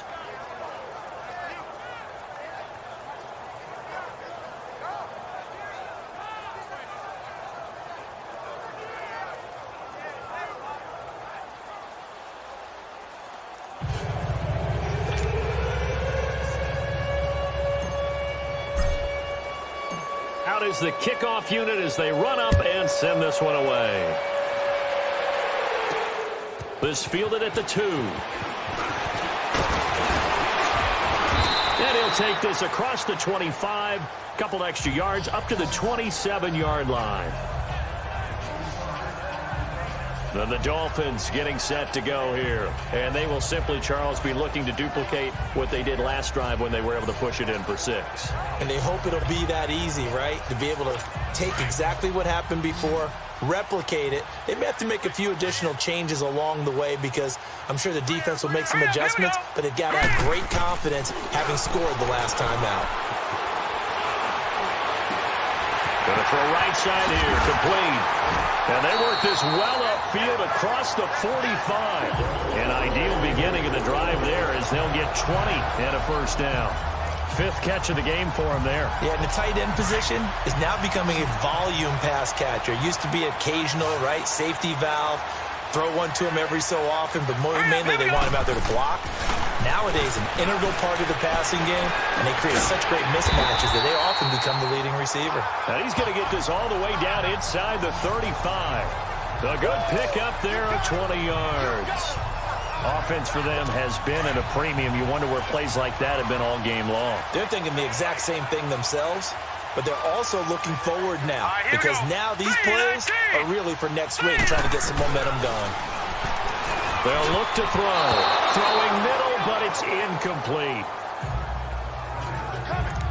It's always tough for the guys throwing the football when they think they've got a completion and the ball's almost there, and then someone sneaks a hand or two in and bats it away. 2nd and 10 from the 33-yard line. All right, here we go. 3-19.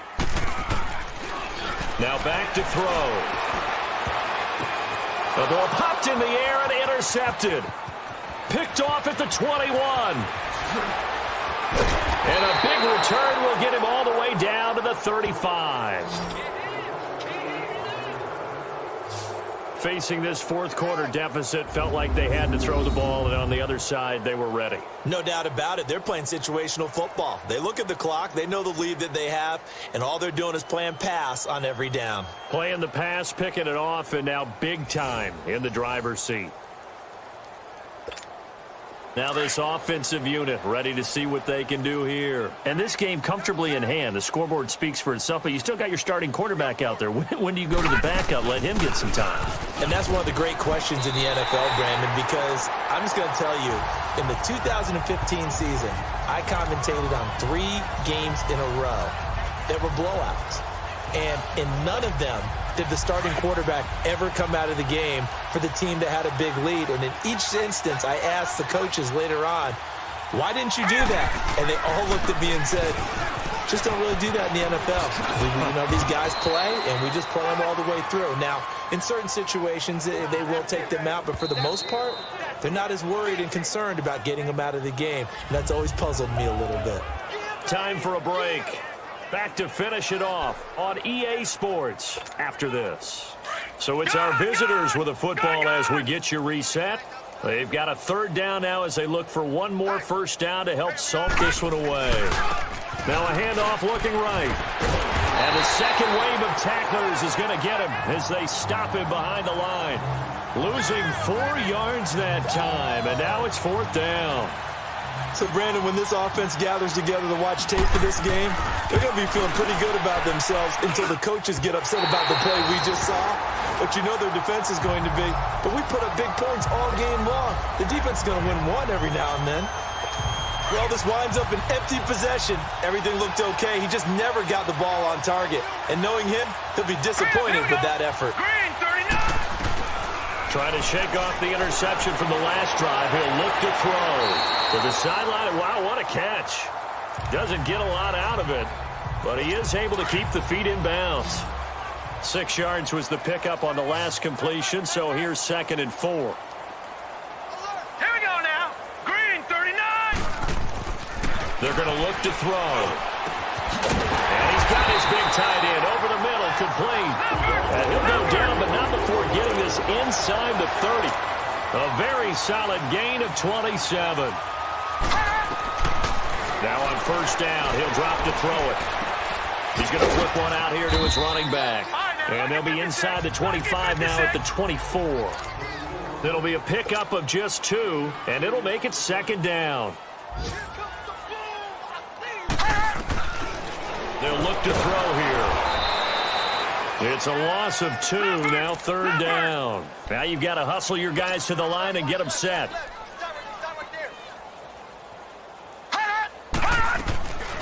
He'll drop to throw.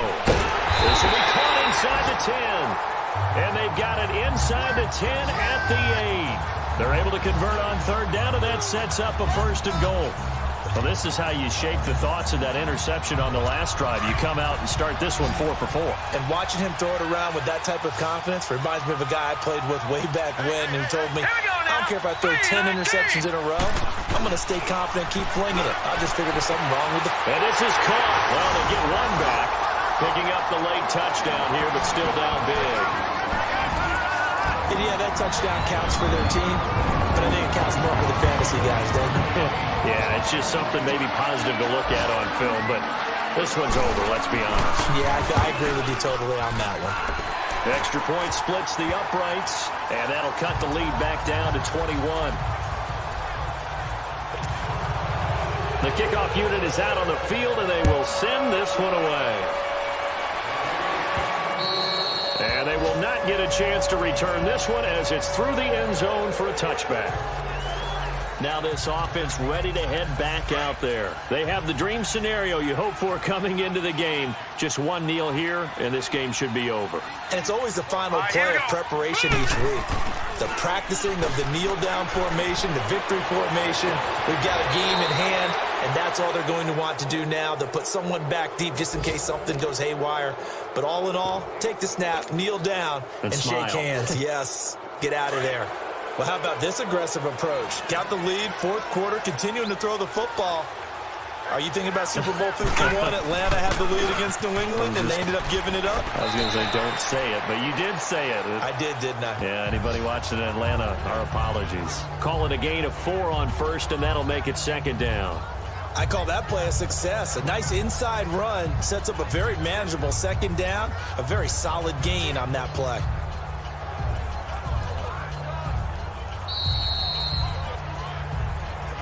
A lot of scoring. There's no doubt about that in this one, Charles. Points, they were not at a premium. They were pretty easy to come by. They were, but it was fun, wasn't it? Because both teams finding ways to click. And you know people who love this game, they also love baseball games that are 14-11 with 3 or 4 home runs mixed in.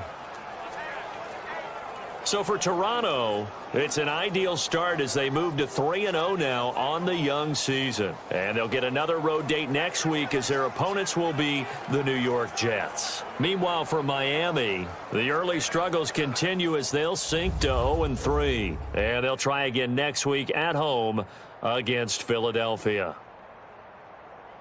And for Charles Davis and our entire crew, I'm Brandon Gaudin. You've been watching the NFL on EA Sports.